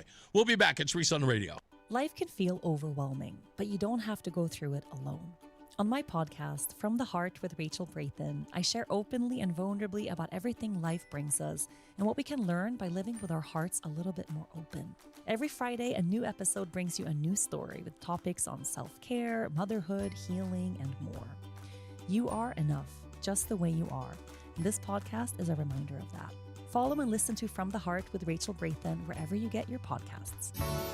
Put those shovels away because spring is finally upon us. Hi, Dave Berger from Modern Plumbing Supply. Everyone knows that spring is the time for rebirth, renewal, and new beginnings. So what better way to welcome in spring than to give your old bathroom and kitchen a fresh start, a new beginning. Visit Modern Plumbing Showroom today on the Berlin Turnpike in Berlin. See the latest trends, colors, and styles, and spring into a rebirth for your kitchen and bath. Great design with you in mind. Modern Plumbing Supply. Men, we all know how important sex is in a relationship, both for you and for your partner. But erectile dysfunction ruins sex, which can often have serious impacts on your relationship as well. This is Dale for Northeast Men's Health. And if ED is a problem in your life, you understand the impact it has on you and the one you love. But I'm here to tell you that ED is a treatable condition, and almost without exception, you can have really good sex again. At Northeast Men's Health, we're experts in treating ED. We've treated tens of thousands of men with protocols that are effective in well over 90% of cases, which means if you're like most guys, good sex will be the norm. You could even last up to an hour or more and bring a level of intimacy for you and your partner that might just astound you both. It's time to have really good sex again. So call us. Just $99 gets you blood work, a medical consult, and if medically advised, a test dose. And if that test dose doesn't work in the office, your visit is free. Call 800-930-5956 or visit northeastmenshealth.com. We have 6 offices across the Northeast to serve you. Northeast Men's Health, a Promedic restorative health practice. I'm Boomer Esiason. My mom died from cancer. She was only 37 years old. She didn't have life insurance, and that was devastating for my family. That's why having life insurance is so important to me. Ethos makes it fast and easy. Get a quote in seconds, apply in minutes, and get same-day coverage. You can get up to $3 million in coverage with no medical exam. Get your free quote at ethos.com/protect. That's ethos.com/protect. Paid spokesperson. Time spent on application may vary. Online health questions required. Veterans and active duty service members. When your call to service ends, your mission doesn't have to. Go from GI to IT in just a few months at My Computer Career. Prepare for a high-demand career in cybersecurity, protecting people, systems, and institutions from real cyber threats. Cyber warriors are needed now. Will you answer the call? Go to mycomputercareer.edu/CWP to learn more. That's mycomputercareer.edu/CWP. An elite CompTIA certification partner. VA education benefits are available to those who qualify. And now, a WTIC news update. It's 3:30. Good afternoon. I'm John Silva, WTIC 1080 News. Enfield and State Police, as well as DCF, continue the investigation into the death of a girl in town on Thursday. Eve Rogers was found in her Elm Street home around 10:30. The 12-year-old was unresponsive and later pronounced dead. CSP Major Crimes is also part of that investigation. Norwich police have arrested a man in connection with a homicide in New York. Under arrest, 19-year-old Anthony Caballero of St. Augustine, Florida. He was picked up early this morning in a home on Claremont Avenue. Norwich police had previously arrested 19-year-old Zion Martinez from the Bronx back on March 5th. They were conducting an unrelated investigation at the time. The 2 suspects wanted in a shooting that took place in the Bronx on February 11th. Martial arts master and actor Chuck Norris has died. He was hospitalized on Thursday. The 86-year-old's death announced earlier today, although no cause was given. Norris made a name for himself in such films as Bruce Lee's Return of the Dragon and Delta Force. He also spent 8 years on TV in Walker, Texas Ranger on CBS. Police in Plainville investigating a crash involving a pedestrian this morning. Just before 6:30, officers responded to the area of 354 East Street in town. No word on the condition of the victim. Police want to hear from anyone who witnessed the crash or who may have additional information. Iran has threatened recreational and tourist sites worldwide and insisted it is still building missiles. Its supreme leader issued another defiant statement today.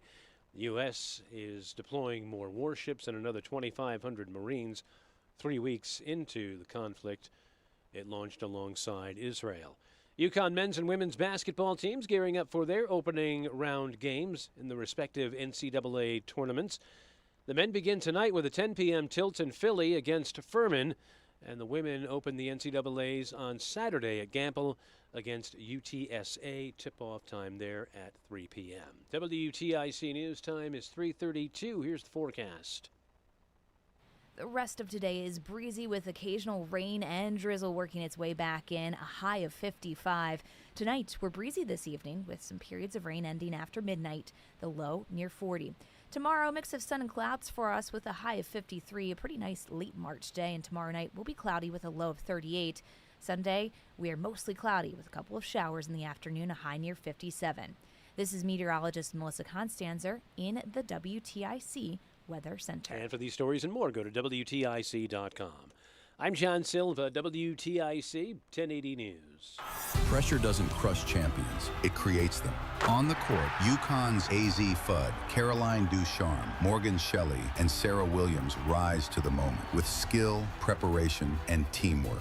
At BPS Lawyers, we meet pressure the same way, with confidence, discipline, and results. Champions win together, on the court and in the courtroom. One full-service firm, all your legal needs, always. BPS Lawyers, your lawyers for life. Visit bpslawyers.com. Time now for today's Spotlight on Tech, sponsored by Lendseek. Vintage clothing is fetching modern prices online. eBay is acquiring secondhand fashion marketplace Depop from Etsy for $1.2 billion, with Depop topping $1 billion in sales in 2025, with 90% of Depop's customers under the age of 34. eBay in recent years has been selling niche brands, including Brazilian retailer Elo7 and musical instrument marketplace Reverb. I'm Jason Brooks. If you own a small business, the pressure never lets up. Something's always coming at you. That's why business owners turn to Lendseek for funding. I don't need promises. I need options. Lendseek's AI platform showed me real funding choices. Now I can cover payroll, handle taxes, and go after growth opportunities without the daily stress. Up to $5 million with funding in as fast as 24 hours. No upfront costs. No prepayment penalties. Start ready, stay ready. Lendseek.com. LENDSEEK.com. Every business starts with an idea. With Smart Business Buying from Amazon Business, get everything you need to grow in one familiar place. From office supplies to IT essentials and maintenance tools. Ready to bring your visions to life? Learn how at AmazonBusiness.com. Hi, I'm Todd Vigorito with D-Tech in Cromwell, Connecticut. We are a manufacturer of industrial control panels. Todd is a Tab Computer Systems customer for a number of reasons. One of them is value for money. Todd's a big fan of Tab's month-to-month service agreement. When we first signed up with Tab, we had been looking at a lot of companies and they all had different contracts, and Tab had different number of hours per month that you could buy. We bought one that we thought was sufficient for us. For Todd, no locked-in contract is the way to go. We have a month-to-month contract. We pay for a set number of hours per month, and we're not locked in for any long term, but we don't need to be locked in because we're locked in because we want to be with them as a great service provider. Month-to-month affordability. Another reason to call Tab Computer Systems today. 1-888-TAB-4-HELP. 1-888-TAB-4-HELP. Or visit tabinc.com. Technology's advancing business. Tab Computer Systems. Cashback is not available on gas in New Jersey and Wisconsin.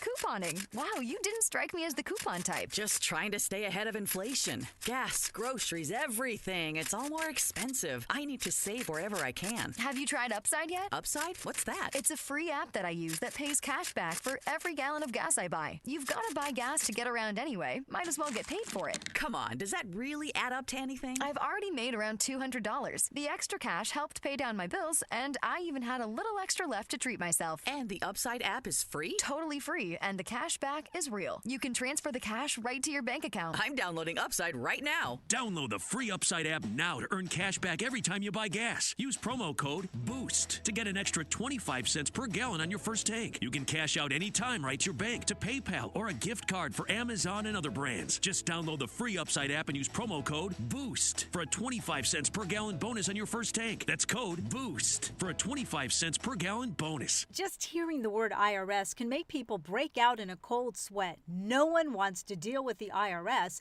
and now you don't have to. The good news is Legal Tax Defense has been successfully negotiating with the IRS for more than 15 years. It doesn't matter how much you owe, whether it's $5,000 or $5 million. You deserve the best in the business on your side, and that is Legal Tax Defense. Even if you're working with someone else and just want a second opinion, there is no cost or obligation to call. They can prevent levies, liens, wage garnishments, even file back tax returns. And the best news about Legal Tax Defense is they won't take your case unless they know they will reduce or eliminate your tax debt. Call Legal Tax Defense right now for a free no-risk consultation. 800-323-8922. 800-323-8922. You have nothing to lose but everything to gain. 800-323-8922. Listen to WTIC News Talk 1080 on the free Odyssey app. Download and like WTIC today for alerts on special programming. All right, we are back. Reese on the radio on WTIC News Talk 1080. I want to thank what's his name? Michael P. He actually got a really, really good Chuck Norris joke on me. This was actually really, really good. He says, Chuck Norris just left me a message on my spirit box saying that he's glad that he's dead so he doesn't have to listen to Reese's god-awful show anymore. Absolutely. I didn't know Chuck was listening. Well, thank you, Michael P. I appreciate it. And then he also goes on to say on YouTube, only 26 people watching. It's 25 now, Michael. It's 25 now. Good riddance to bad rubbish. If you don't like the show, go. I don't want to keep you. You must have been compelled to stick around. Don't want to keep you here. All right? So now you can go on and you can go troll another show. Peace out. I'm not all that excited. I'm not 16. I'm not a teenager all excited about, look how many people like me. No. I hope you're a grown person, because that would be really embarrassing if you're a grown person. Always worried about likes.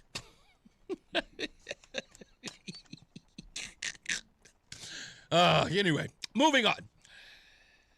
Here is a very, very interesting article.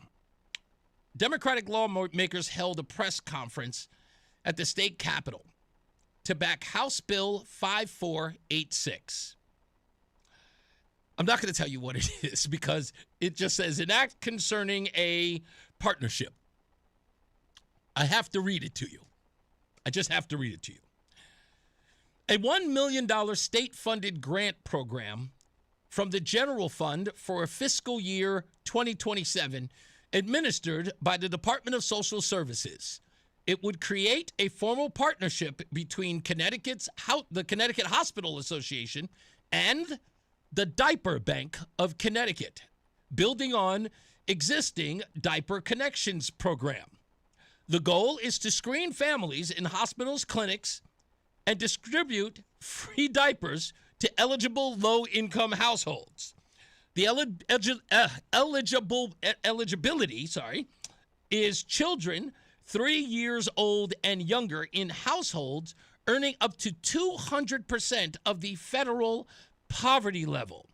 Advocates estimate it could reach 1,000 more kids, potentially 6,000 additional children. The context says that nearly half of Connecticut families with young children struggle to afford diapers, which cost about $100 to $150 per child per month.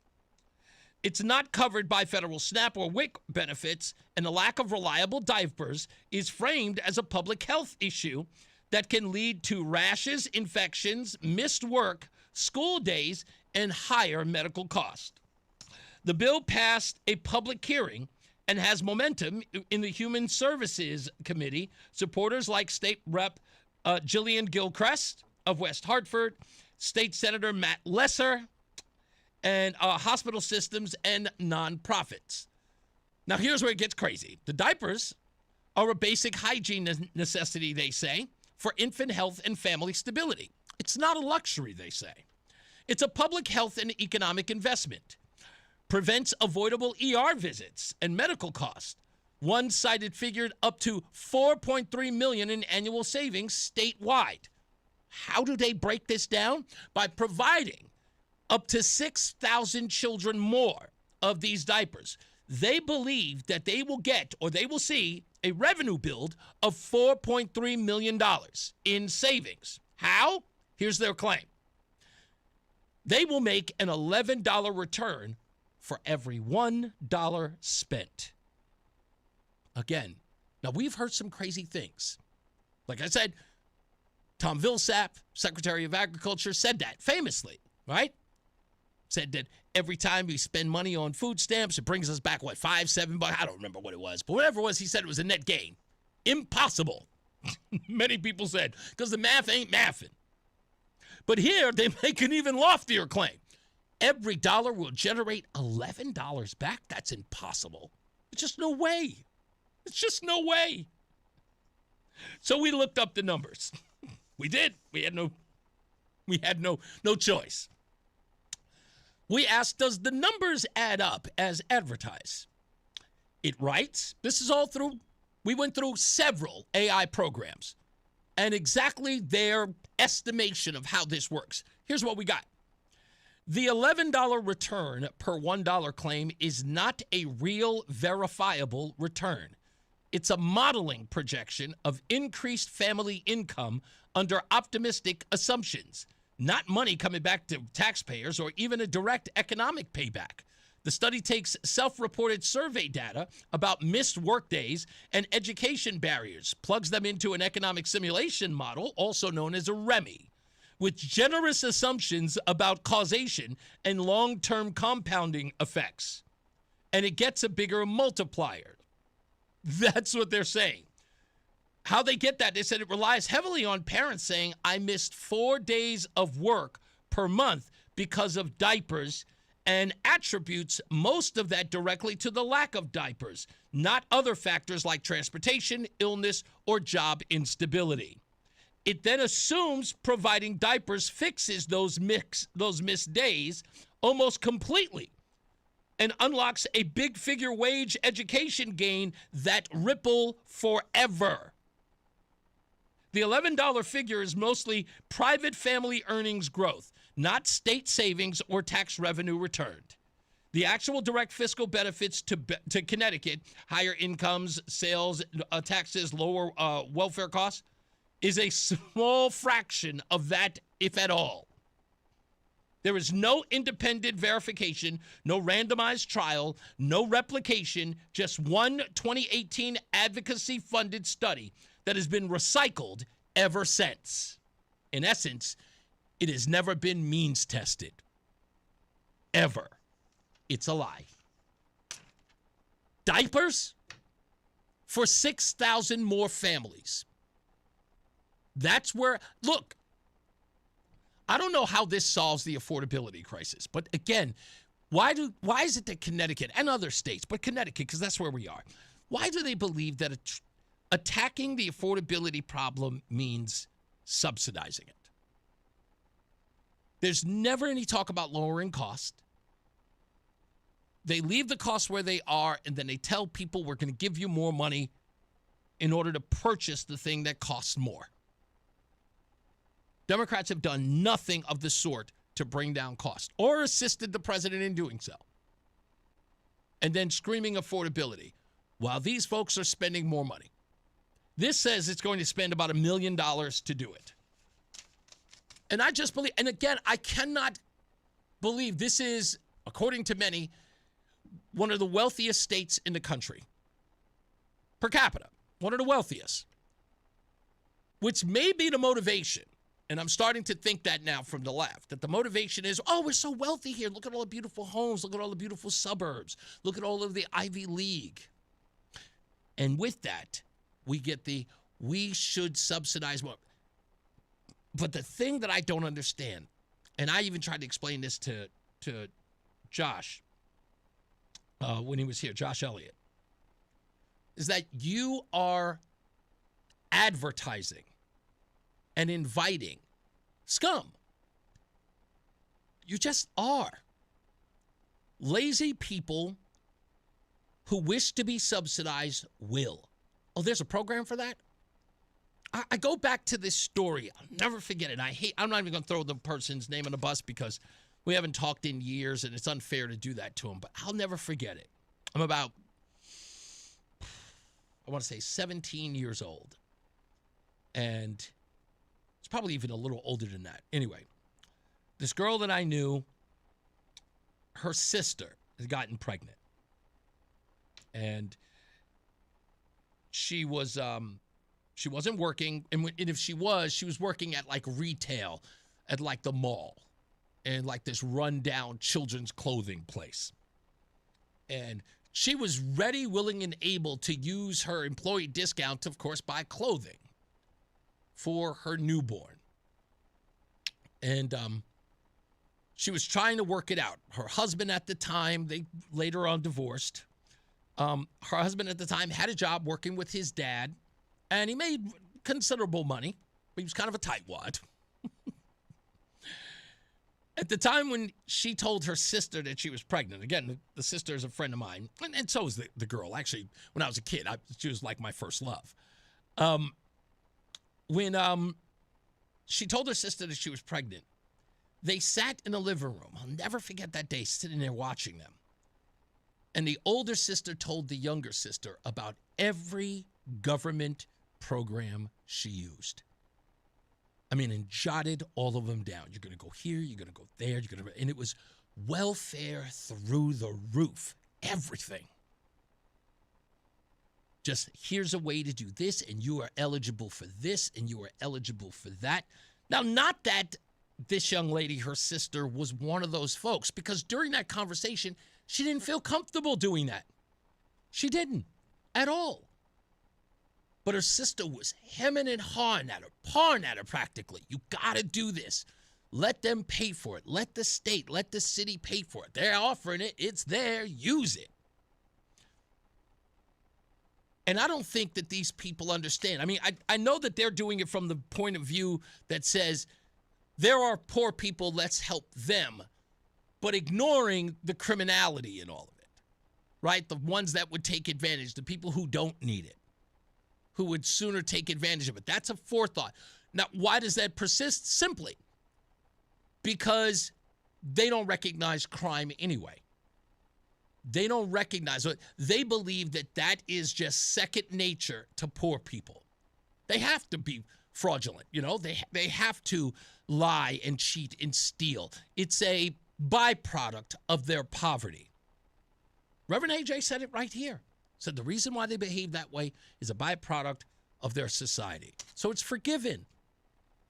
Doesn't matter. They see first and foremost the need. They assume that the need is there. And you know what? It's a necessary evil, if you will, that people will take advantage of it. That's where they are. So it may very well turn out to be that Connecticut is the welfare state. We'll see. We'll watch. Unless something changes come November. We'll be back. More news, more views. It's Reese on the Radio. I'm John Morgan of Morgan & Morgan. One question I'm always asked is how did you become the largest injury firm in the world with over 1,000 attorneys and $25 billion in verdicts and settlements? One way was our financial strength. Medical malpractice is the third leading cause of death in America. To prosecute a typical case costs up to $250,000 in case cost. We advance them all. Product liability cases can have similar costs with an army of lawyers on the other side. Automobile insurance companies have the resources to fight. Guess what? So do we. Many law firms simply may not have the financial firepower to work up your case the way you deserve. And we don't charge by the hour. No recovery, no fee. If you have a question about your case or wish to become a client, go to forthepeople.com on your mobile device or computer 24/7. It's that easy. Morgan & Morgan. Injured? Dial pound law. Nicholas Russo, 157 Church Street, New Haven, 06510. Wesley is a truck driver. I drive a truck, and I love what I do. A truck driver with IRS troubles. They told me I owed them $43,000. It got really bad. Quite a few letters in the mail. They were talking about wage garnishment, coming after my house, my car. Yeah, they don't play around. I seriously thought that I was going to lose everything. One sleepless night, Wesley finally made a call to Optima Tax Relief at 2 a.m. Kind of figured I'd get a machine, but I didn't. I actually got to talk to an actual person in the middle of the night.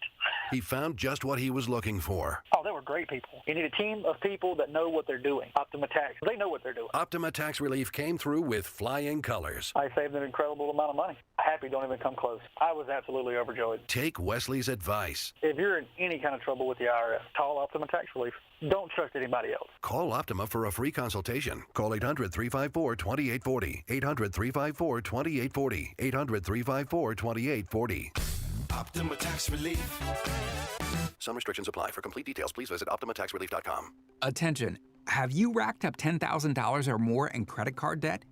Are you barely getting by making minimum payments?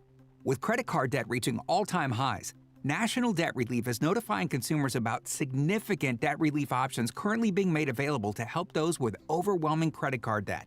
These options may reduce a large portion of credit card debt for those who qualify. You don't need to declare bankruptcy or take out a consolidation loan, and you may only have to pay back a fraction of what you owe, even if you have bad credit. National Debt Relief has already reduced the credit card debt for more than 550,000 consumers, so don't wait. If you owe $10,000, $20,000, or even $100,000 in credit card debt, you can now take advantage of this financial debt relief as the cost of living continues to skyrocket. To check what debt reduction you may qualify for, call 800-358-6868. That's 800-358-6868. Again, 800-358-6868. It's Reese on the Radio on News Talk 1080 WTIC. I think I found something that you'll like, Roland. So there was a show that used to be on ESPN. I can't remember it, but I know that, is it Rodney Peete used to be on it? It was, let me see if I can get anyway, but Chuck Norris was on there. And he was reading all of these sort of one-liners, and they're actually really, really good. Here's a few of them. When Chuck Norris does push-ups, he doesn't push himself up. He pushes the earth down. Yeah. There are no steroids in baseball, only players Chuck Norris has breathed on. That's good. Believe me, these ought to be screenplay writers here. Yeah. Rather than being birthed like a normal child, Chuck Norris instead decided to push his way out. Punch his way out. Punch his way out. Chuck Norris once shot down a German fighter plane with his finger by yelling, "Bang." That was good.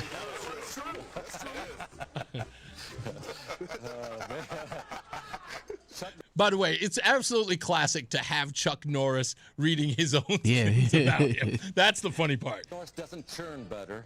He roundhouse kicks the cows, and the butter comes straight out. These are good.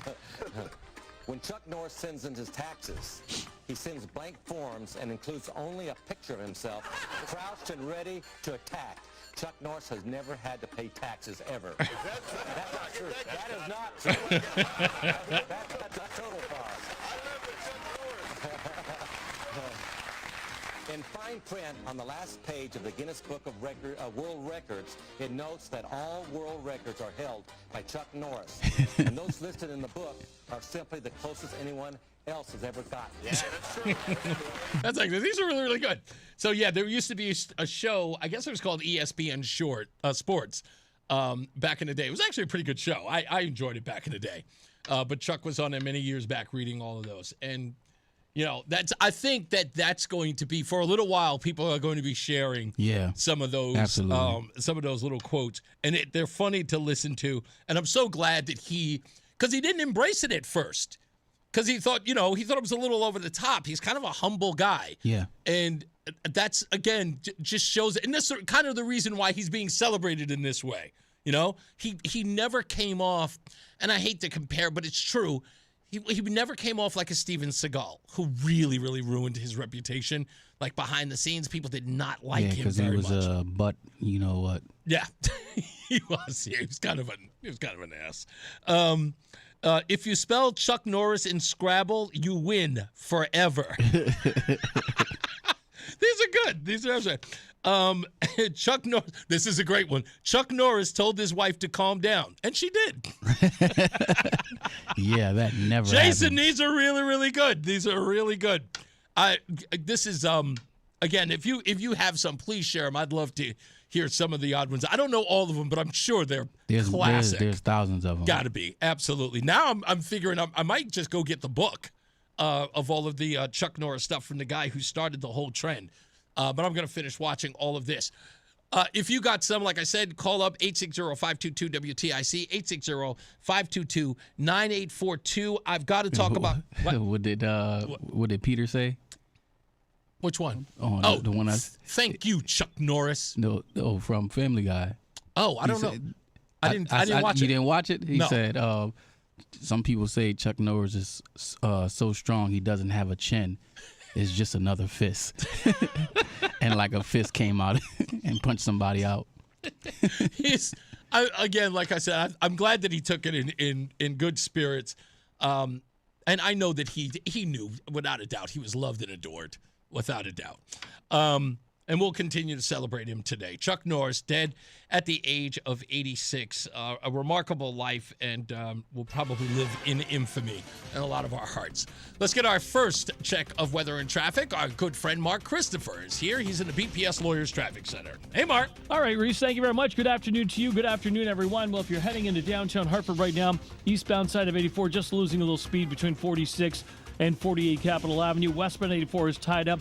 Approaching the Bulkley Bridge out to 46 Sisson Avenue. 91 southbound slowing at 33 Jennings Road, again down by exit 28. In another brief slowdown on 91 southbound, sluggish traffic approaching 19 down to 17 in Meriden. Northbound 91, you got some tight traffic approaching the Harbor Park area up to the Aragoni Bridge. 84 eastbound in Waterbury's tight 25A down to the 691 interchange. Westbound 84 tied up from 26 up to exit 23 in Waterbury. Southbound Parkway, look out for an accident between exit 50 and the West Rock Tunnel on the southbound side of the Parkway. And if you're heading 95 southbound in New Haven, slowing 46 down to exit 44. Traffic and weather together on the 8 WTIC News Talk 1080. WTIC weather. The clouds are in, and we've added some rain and drizzle back into the forecast. Coming down from 55 tonight, we're breezy this evening with the periods of rain continuing. They'll end around midnight or just a little after with a low of 40. Tomorrow, we'll have sun and clouds, a high near 53, and that's actually a pretty decent late March day for us. As we head into tomorrow night, we're cloudy with a low of 38. Those clouds will set the stage Sunday for a breezy morning, and we'll keep the clouds through much of the day with a couple of showers in the afternoon. A high near 57. The rain's going to continue as we go through Sunday night, and Monday starts off with a couple of those showers in the morning for your Monday morning commute. Otherwise, though, it's cooler with some clouds breaking for some sun late in the day as it becomes breezy for the afternoon, a high near 41. Tuesday will offer some sun for us with a high of 46, and as we look out towards Wednesday, there's a few showers returning, still highs in the 40s. This is meteorologist Melissa Constanzer in the WTIC Weather Center. Follow WTIC News Talk 1080. Don't miss out on important updates in Connecticut, from breaking need-to-know news, weather alerts, and more. Follow WTIC News Talk 1080 on the Odyssey app now. This is WTIC News Talk 1080 with Brian and Company in the morning, Reese on the radio in the afternoon, and news around the clock. WTIC and WTIC FM HD2 Hartford and Odyssey Station. It's 4 o'clock in the afternoon. I'm John Silva, WTIC 1080 News. We have partly cloudy skies out there, temperature of 52 degrees in Hartford. The projected Hartford Public Schools deficit for next school year is up to $74.5 million. Mayor Aruna Naralampalam says the Board of Ed and the superintendent haven't come up with any new cost savings. School officials say they have looked at everything and there's nothing left to cut. In addition to short-term help, the mayor is hoping Governor Lamont gets behind a long-debated increase in how much the state pays for students. I had a really good conversation with the governor. I think the governor is focused on, for Hartford and Bridgeport, trying to figure out how we get past this year. And then, I think that there's really serious conversations in the long run about phasing in an increase to ECS that allows for real, fair funding of our schools. Hartford Schools Chief Financial Officer Caitlin Richard is also looking to the state, in part, for some relief on how much the city spends on tuition for students who enroll elsewhere. So we're going to keep fighting at the state level. We don't want to back down on that front. And then the request really is for the part that the state can't manage, either an increased funding, reduced costs, we will be making an ask to the city to say, hey, can you support us, at least in the short term, to make it through this? But I really think that those are the pathways we have. The mayor says he won't dip into Hartford's $48 million rainy day fund to help bail out the schools. Police in Farmington have released additional information on what they're calling an untimely death in town on Thursday. Officers were dispatched to a Talca Forest Road address around 10 a.m. That's where they found 29-year-old Derek William Mercado Labonte. The Bridgeport resident was found in a wood line in the rear of a condo complex. Police say there was evidence of trauma, and his death has been ruled a homicide. More firepower to the Middle East. Correspondent Charlie Daggett. CBS News has confirmed a contingent of U.S. Marines is heading to the region to help break Iran's stranglehold on the Strait of Hormuz. Israeli Prime Minister Benjamin Netanyahu has raised the idea of a ground invasion. Only from there. You can do a lot of things from the air, and we're doing, but there has to be a ground component as well. The Israelis have already begun deploying ground troops in their other war against Iran's proxies, Hezbollah, in Lebanon. At the White House, President Trump is responding to reports that the administration is interested in taking Kharg Island as the war with Iran enters week 4. They're not necessarily denying the article, but they're saying that the president yesterday indicated that he has no plans right now to put boots on the ground, but that, of course, he retains all options and that he's not going to telegraph those options to the media. The reason that they are eyeing a potential operation on Kharg Island is because that's really the key to Iran's not just oil production, but oil shipping. The wait's just about over for the undefeated and top-ranked UConn women's basketball team. The Huskies open the NCAA tournament Saturday against the University of Texas San Antonio. Standout sophomore Sarah Strong says she feels more at ease playing alongside senior AZ Fudd than at this point a year ago. I feel more comfortable playing around AZ and playing alongside with her. I know kind of what she likes the ball, what she likes to do with it, and trying to make the right reads off of her. So I feel like we've gotten a lot better at doing that. For her part, Fudd says she's learned a few things about Strong. I think we've just gotten more comfortable playing together, playing off each other, knowing what the other person likes, their tendencies, when they're going to cut, where they're going to cut, when to get out of Sarah's way and let her do her thing. So it's been a lot of fun. Tip-off 3 p.m. from Gamble Pavilion. The men open their NCAA tournament appearance tonight in Philly against Furman. Game time at 10 p.m. And CBS is getting out of the radio business. The company announced today that it would shutter CBS Radio News effective May 22nd. CBS provides top and bottom hour newscasts heard here on WTIC, as well as 700 other stations around the country. Senator Richard Blumenthal says the move raises antitrust concerns. CBS is a legendary source of radio news. This 6% cutback in the news division is going to deprive Americans of a trusted and vital news source. Wall Street, the Dow down 443 points today. NASDAQ also down 443 and the S&P down 99. I'm John Silva, WTIC 1080 News. Low testosterone can be a real problem for many men. It causes poor sleep patterns, decreased energy, brain fog, low sex drive, and it makes it tough to stay in shape. And as we all know, a healthy body is important to our overall health and well-being. This is Dale for Northeast Men's Health. And if some or all of those symptoms sound like you, we can likely help you be done with low T. But more than this, we can also help you lose weight, support your metabolism, improve your gains in the gym, and more with our new targeted body composition plans featuring GH peptides, NAD+, GLP-1, and more. Our low T protocols, applied in conjunction with our body composition plans, will help most men see real improvements, true weight loss, higher energy, improved sleep, stronger workouts, and a renewed sex drive as well. So call us. Your initial visit is just $99 and includes blood work and a medical consult. And if you start treatment the same day, your visit is free. Call 800-930-5956 or visit northeastmenshealth.com. We have 6 offices across the Northeast to serve you. Future therapies are compounded and have not been evaluated nor approved by the FDA. Provider prescription required. See website for details. It's Reese on the Radio. And don't say we didn't warn you on News Talk 1080 WTIC. Let me see if I can get all of these out real quick. These are great. Roland's got a few. Mattio's got one. Matteo says Chuck Norris told Reese to be a Democrat. Now he's a Bernie bro. When Chuck Norris, this one's from Mark. I love this one, Mark. When Chuck Norris goes swimming, he doesn't get wet. The water gets Chuck Norris. That is great. Roland sent these. The dinosaurs looked at Chuck Norris the wrong way once. You know what happened to them. Chuck Norris tears cure cancer. Too bad he's never cried. Chuck Norris once roundhouse kicked someone so hard that his foot broke the speed of light. If you ask Chuck Norris what time it is, he always says 2 seconds till. After you ask 2 seconds of what, he roundhouse kicks you in the face. Chuck Norris appeared in the Street Fighter II video game, but was removed by beta testers because every button caused him to do a roundhouse kick. When asked about the glitch, Chuck Norris replied, "There's no glitch." These are good. But this one, do you know there was an actual ad with Chuck Norris? 2 old men see Chuck Norris in a restaurant. It went like this. Don't look now. Chuck Norris is right behind you. I heard superheroes read Chuck Norris comics. I heard at night the boogeyman checks into the bed for Chuck. I heard Chuck Norris's reflection won't even look him in the eye. I heard when cops need cops, they call Chuck Norris. I heard when Chuck gets in the water, sharks get out of the ocean. I heard when Chuck Norris is hiking, grizzlies look out for him.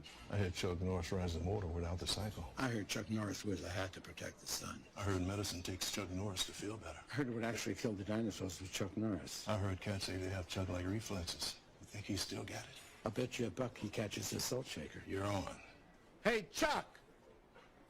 And, of course, Chuck goes off to roundhouse kick, which he was famous for. I love him. They're all good, and I'm so glad that he enjoyed them.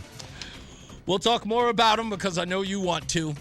But with that, we go to Mark Christopher, who's in the BPS Lawyers Traffic Center. What was your sort of involvement, if not relationship, as it pertains to Chuck Norris, Mark? Did you follow him at all? You watch Walker, Texas Ranger, any of that, or did you just know him to be iconic?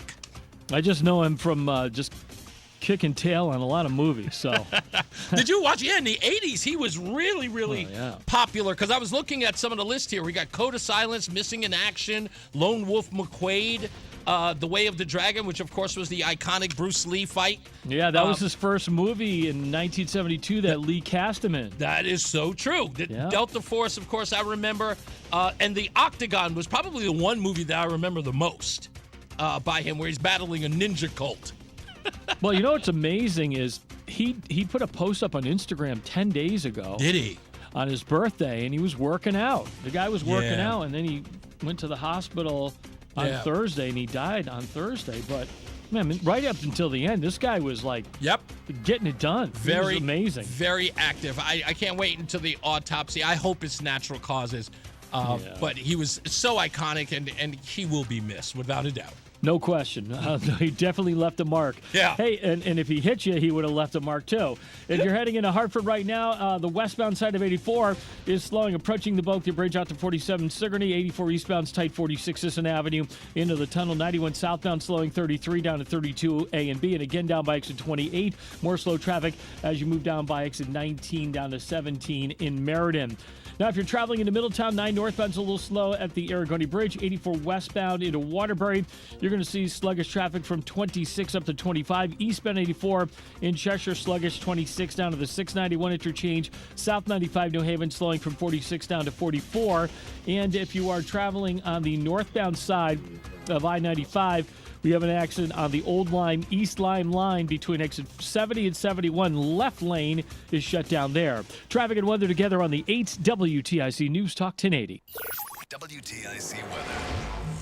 As we continue through the rest of the today, we are dealing with the rain and the drizzle starting to work its way on in. A high of 55 is what we're coming down from tonight. We're a little breezy this evening. The periods of rain continuing for us until near or just after midnight. Low of 40 degrees as we head through tomorrow. Sun and clouds, a high of 53. It's a pretty pleasant late March day. Tomorrow night will be cloudy with a low of 38. As we go into Sunday, it's breezy in the morning, otherwise mostly cloudy, and there'll be a couple of showers holding on for the afternoon, a high of 57. The rain continues Sunday night, and Monday, we still have showers to deal with for the Monday morning commute. Otherwise, it's cooler with some clouds breaking for some sunshine, and it'll be breezy through the afternoon with a high of 41. Tuesday, some sun, a high of 46. Right now it's 50 in Farmington, 51 in Bloomfield, and 52 in Hartford. This is meteorologist Melissa Constancer in the WTIC Weather Center. Hi, Eric Hogarth with Money Wisdom. This week we tackle what makes the risk of outliving your money so real in today's financial landscape and what you can do about it. Tune into Money Wisdom on TIC News Talk 1080. For quality vinyl siding, the Peter L. Brown Company is your best choice. Let us show you the difference a beautifully installed Peter L. Brown vinyl siding job can make. Please visit peterlbrown.com for roofing, siding, windows, and doors. I'm John Morgan of Morgan & Morgan. If you've been injured in a car accident, call America's largest injury law firm. For over 35 years, my mission has been to deliver more for our clients, to deliver more for you. Injured? Dial pound law. Nicholas Russo, 157 Church Street, New Haven, 06510. Carpal tunnel syndrome, heart failure that doesn't improve with common medicines. These are some signs and symptoms associated with ATTR-CM, or the cardiomyopathy of ATTR amyloidosis, a serious heart condition with symptoms that get worse over time. Amvuttra, vutrisiran, is a prescription medicine given by a healthcare provider that treats ATTR-CM in adults to reduce heart-related death, hospital stays, and urgent visits. In a clinical study, Amvuttra was proven to help people live longer and have fewer heart-related hospital stays and urgent visits over 3 years compared to placebo. Amvuttra lowers the amount of vitamin A in your blood, which can affect vision. Other side effects include pain in the arms or legs, pain in the joints, and shortness of breath. These are not all the possible side effects of Amvuttra. For prescribing information, call 1-833-256-2748 or learn more at amvuttra.com. Ask your doctor about Amvuttra for ATTR-CM. It's Reese on the Radio on News Talk 1080 WTIC. I would tell folks, especially homeschoolers, who have been, of course, following this story about the new law that was proposed and now is voted up through committee, to read Dan Haar's article. It is very thought-provoking, which for me, again, like I said, I don't know what's going on with Dan as of late, but he has been very critical of Democrats as of late. And I think he's a reasonable guy. He's been on this show before. He is on the left. He's admittedly on the left. But I think reasonable people can see when there is, let's just say, abuse of the power, right? He knows, everybody knows there's a supermajority, but just some things are just too far. And he's calling that out in this homeschool bill. He writes, the crush of more than 3,000 people imploring lawmakers to spurn new rules for homeschoolers and just 50 speaking in support apparently had some effect. The bill limped out of the sprawling Education Committee this week in a 26-20 vote that might well have gone the other way. but for some last-minute jostling, perhaps arm twisting, according to a bit of forensic sleuthing on the tally sheet. 4 Democrats voted against the bill that would require families teaching children at home to register every year. Homeschool parents would also need to show that they're actually conducting lessons or administering academic tests with portfolio reports to their local boards of education. That reporting measure led to thousands of citizens and virtually every Republican at the Capitol to call the bill an egregious overreach of state power. Overreach or not, it does not need to be in the bill and could doom it this year, he says. Rep. Jennifer Leeper, the committee co-chair and the champion of this bill, held her ground on Wednesday in a more than 3-hour criticism from Republicans and even some Democrats. She insisted the bill, all of it, is needed for child safety. It's not about educational quality. The push for this reform came after 2 children who were removed from their local schools died, apparently with severe abuse from parents or guardians. And a young man escaped what authorities say was 20 years of captivity, also after he was removed from school. The issue is not homeschooling. Rather, it is parents or guardians using homeschooling as a cover for unspeakable acts of depravity. Still, homeschooling families said they felt singled out. Leeper insists the bill treats homeschool families fairly, applies common sense rules designed to avert tragedies, and imposes no curriculum standards despite the reporting requirement. Regardless, the majority party deflections combined with at least lukewarm support from Senate Democrats, not one of whom spoke strongly in favor, points to a likely diluting of this bill before it hits the House floor. If it gets that far, further evidence of weak support. Look at the handwritten check marks in the committee's vote, which again is available online. We all saw it. When you look at those marks, it looks like there are some people who removed their no votes with whiteout and then changed it to yes. Those apparent corrected tallies, Dan writes, included the votes of Democratic Senators Pat Billy Miller of Stamford and May Flexer of Mansfield, along with 2 House Democrats. If the 4 had voted no, and I'm not saying they ever did, the bill would have died in the committee. Connecticut citizens should not care about the minutia of the tally sheets unless it signals something bigger. And Dan writes, it does. Simply put, Leeper and other crafters of this bill overplayed their cards by including the measure requiring homeschool families to report back on how they're teaching, which we talked about right here on the program. As one person at the Capitol who normally sides with the left put it, and this was an unforced error. Part of the issue appears to be racial and ethnic. 3 of the 4 Democrats who voted against the bill in the Education Committee and 3 of the 4 whose votes changed on the tally sheet for reasons we don't know are Black, Hispanic, and Native American.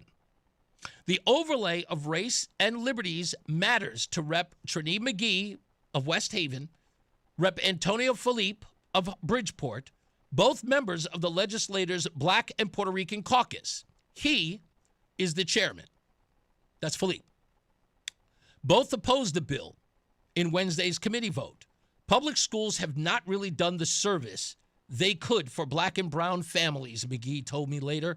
Black and brown families are homeschooling at an increasing rate. No one is suggesting Leeper or the other advocates for the bill had racial motives. The point is that even in a General Assembly, that's overwhelmingly controlled by Democrats. Reaching agreement on sweeping measures such as this one requires sensitivity to lots of groups.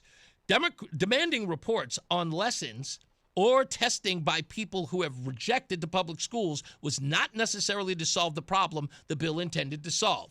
It added gasoline to an already explosive battle over the state's role in educating all children, not just the ones who show up in public schools. Maybe, as Leeper claims, the reporting rule is a smart, harmless way to make sure homeschooling is homeschooling. But by adding it to the bill's more basic registration requirement, which is plenty controversial on its own, Leeper and other advocates with the best intentions hurt their chances of making any progress. No law can stop twisted parents and guardians intent on abusing children, of course. This is very well where Dan is pragmatic. But the logic of the bill says correctly that requiring a registration and a check with the State Department of Children and Family at least gives authorities a better chance to stop potential abuse. Quote, I've tried to repeatedly say that families who are homeschooled are not the families we are worried about, Leeper told her colleagues on the committee, calling the measures reasonable and a light touch to help establish some differentiation between folks who are doing a great job and folks who are not doing anything. Other states have stricter rules around homeschooling, including registration and even reporting. No matter. This is Connecticut, an odd mix of hands-on liberal activism and hands-off civil libertarian stemming from our Yankee roots of self-sufficiency. Look for the reporting requirement to exit the bill before it arrives on the House floor in the coming weeks, he writes. The authors did not add it as an attempt to improve homeschool education, but it has that look, and homeschooling quality is not the problem that needs solving. So it's lofty for him to suggest that, but according to others, and I want to applaud the Democrats who took issue with this. One of the things that Roseanne and I looked at when we were there was that, and I do racial politics here all the time. I looked in the audience to see who were the families that were there. Were they overwhelmingly white? Sure they were. But there were a lot of minority groups there. And the thing that you really have to understand is that they were all in lockstep with one another. They were applauding the people who were talking about their cases, even though their cases were not similar to those people who spoke. They were right on. You could hear it in the viewing room, which again, so many families showed up. They had to have a separate room for viewing because there were so many families that were there. And they all sat there and they watched intently as children and adults went up there and spoke on this.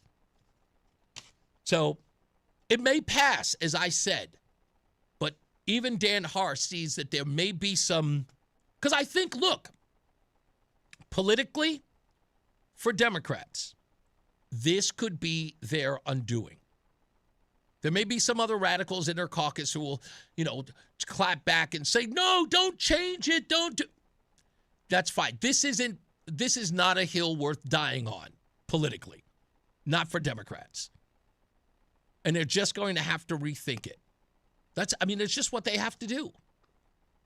But the beauty of it is, and I say this to the homeschooling families, and we'll talk to Deborah Stevenson on Monday. She'll be here on the program at 4 o'clock. They have to, at least homeschool families must sit back and kind of say to themselves, not that they need to stop fighting. They need to fight as much as they can and tell their elected officials that they will pay for this decision. They will rally, they will get support, and they will vote these people out. They've got to. I'm sorry, that's their recourse. But they should at least understand or believe that there's a fighting chance on this bill. Like I said, it could be watered down. It could be shot down. Democrats could rethink it and just go, all right, we advanced it to the House, and no, we're not going there. Hopefully that's the case. It could be good. Listen to the news about the girl in Enfield. The only info they provided was that she was homeschooled. Let me address that.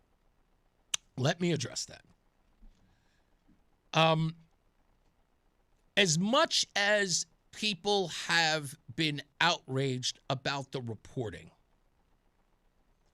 I need you to understand why it was painted the way it was. And I listened, and I even called the person who wrote the press release, and I got an understanding of why it was placed in there. And I believe that they're telling the truth about why they did it. Here's why. According to them, that it was important to distinguish that this was not a child in the Enfield school system. Because when a child dies, the news reporters go to the school to talk to families to find out if they knew the child. And a lot of people see that as harassment or dangerous for children. Imagine showing up at school, cameras outside the school of a bunch of 10 and 12-year-olds. And cameras are there and kids are looking, what's going on? And reporters are coming up to families as they're dropping their kids off or showing up, as they're picking up their kids. And the cameraman or the reporter is walking up, did you hear about the dead girl? Did you hear about such and such who died? Did you know her? Were your children in class with them? Look, we know this business. It's bad, but that's what the media does. It's a story, and because it's a dead child, it's going to leave the cycle. You know the old, if it bleeds, it leads adage. That's the case. So Enfield needed to get the cameras away from their school. Was it a wise idea? I don't know. But I understand because I've been in the PR game and I've written press releases, and I know exactly what my motivation is when I write them. And my motivation is to protect my client, as it is in the press release in Enfield. I totally get it. But that being said, do not concern yourself with how the media spends it. And this is the thing I've been trying to push on this show for the longest. Stop letting them dictate the narrative. Just because they say it means nothing. You know that it has no weight. Okay? Her being homeschooled plays no role in her death at all. Because we don't even know how she died or why. We don't. And everyone's looking at homeschooling and they're making guilt by association and making all of these claims. It's like, why did they use homeschooling? Now people are going to associate it with that. No. That is your own confirmation bias. That is your own. You are leading people down there. If you start arguing that claim, people are paying attention to you making the claim. You are doing no service to that girl or to homeschooling by responding to the fact that they wrote it. Just don't. Don't do it. The news media is going to do what the news media does. You cannot control that. They set the narrative because they understand how you react to it. And I know that a bunch of people got called. Why are you associated with homeschooling? You know how tough it is out here. We're fighting. Don't make it about them. If they have an agenda, they're going to have an agenda. You can't, again, you can't control it. It just is what it is. So Warren, I looked at it. The first thing I said was, here we go. But more so because I knew how everyone else who's an advocate for homeschooling was going to react.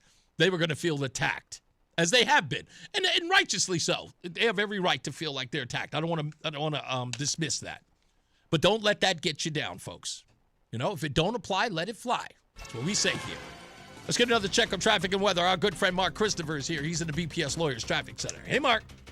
Hey, Reese, thank you very much. Good afternoon to you. Good afternoon, everyone. Well, if you're heading into Hartford right now, southbound side of I-91, going to see some slow traffic, 33 down to 32 IMB, again down by exit 28. A little slowdown again, approaching 19 to 17 in Meriden. Westbound 84, a little tap of the brakes, spoke the bridge out to 47 Sigourney. 84 eastbound, just losing a little speed, 48 Capitol Avenue into the Hartford Tunnel. 9 northbound's a little tight, Harbor Park up to the Aragoni Bridge.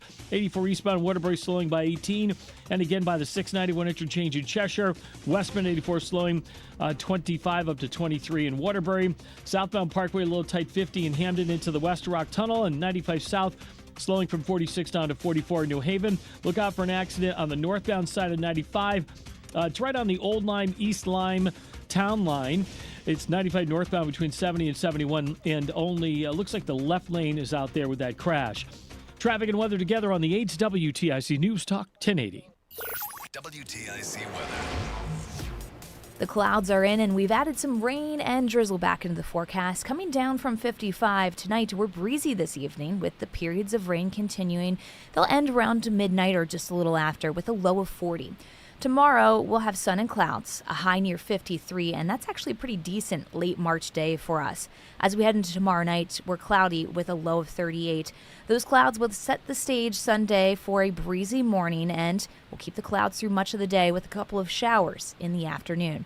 A high near 57. The rain's going to continue as we go through Sunday night, and Monday starts off with a couple of those showers in the morning for your Monday morning commute. Otherwise, though, it's cooler with some clouds breaking for some sun late in the day as it becomes breezy for the afternoon, a high near 41.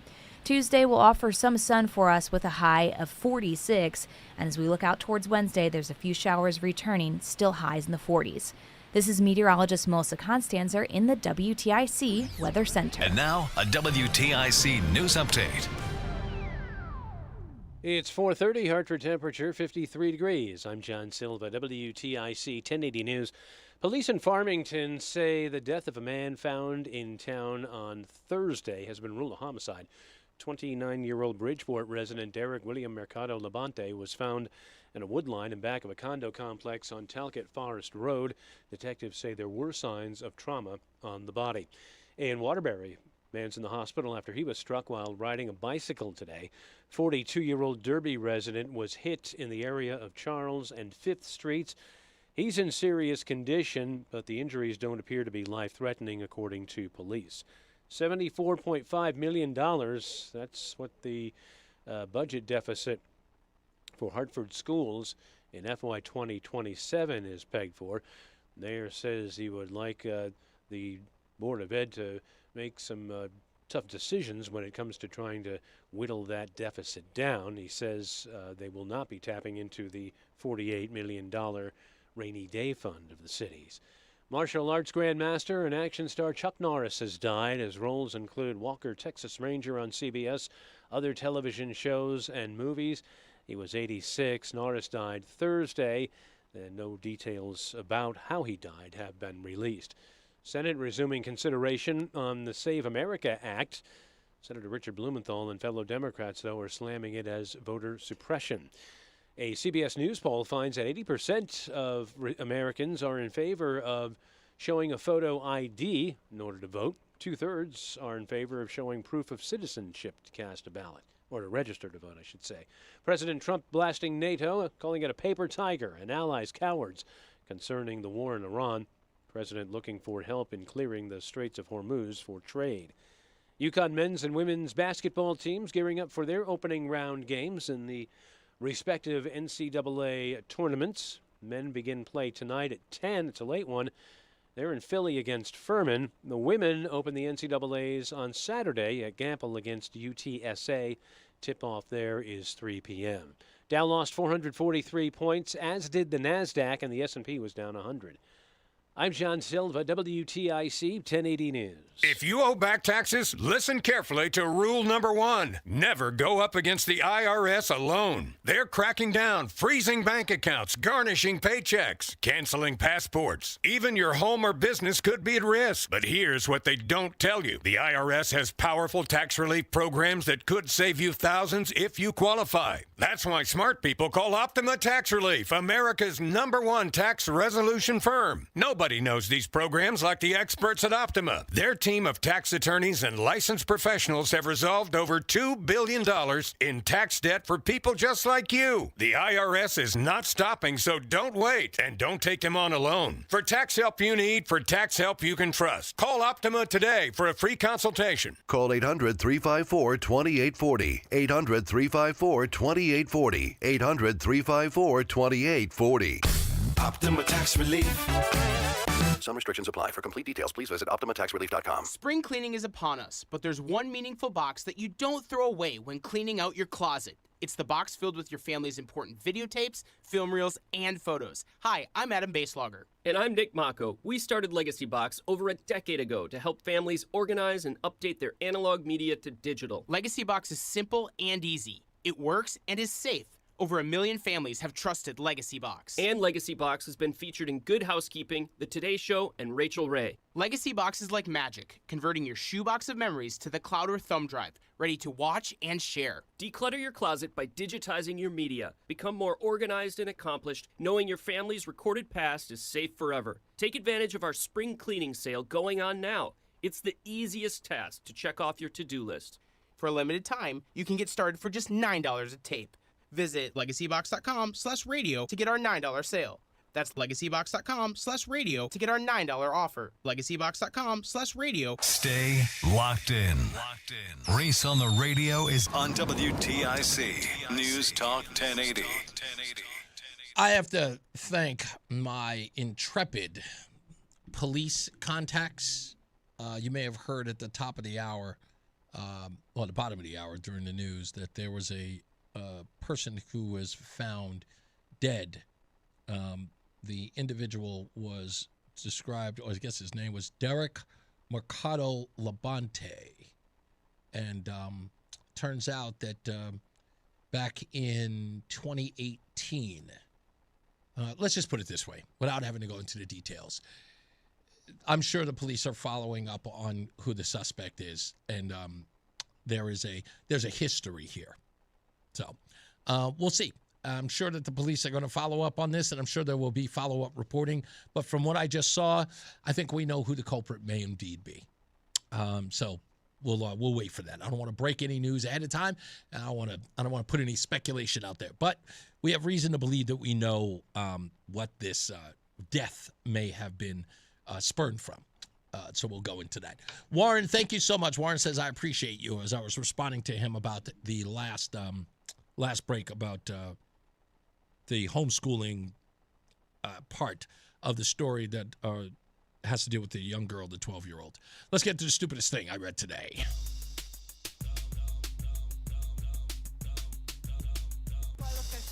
Yes, you do. Stupid as can be. This could very well be the stupidest person on the face of the earth. Stupidest thing I read today, our conversation yesterday with David Haberfeld, who's a real estate investor. He was talking about the inability that Connecticut and Governor Lamont is sort of putting on landlords, the inability to evict people because Connecticut considered them in good standing. And it doesn't matter what it is, and they consider in good standing, they're paying their rent. But if the landlord wishes to sell the property or wishes to move someone who's probably more favorable into the establishment or in the apartment or home, for whatever reason it may be, the contract is up and they wish not to renew it, it will not be at the behest of the landlord. The contract, in essence, is null and void in this new rule if this proposal goes through.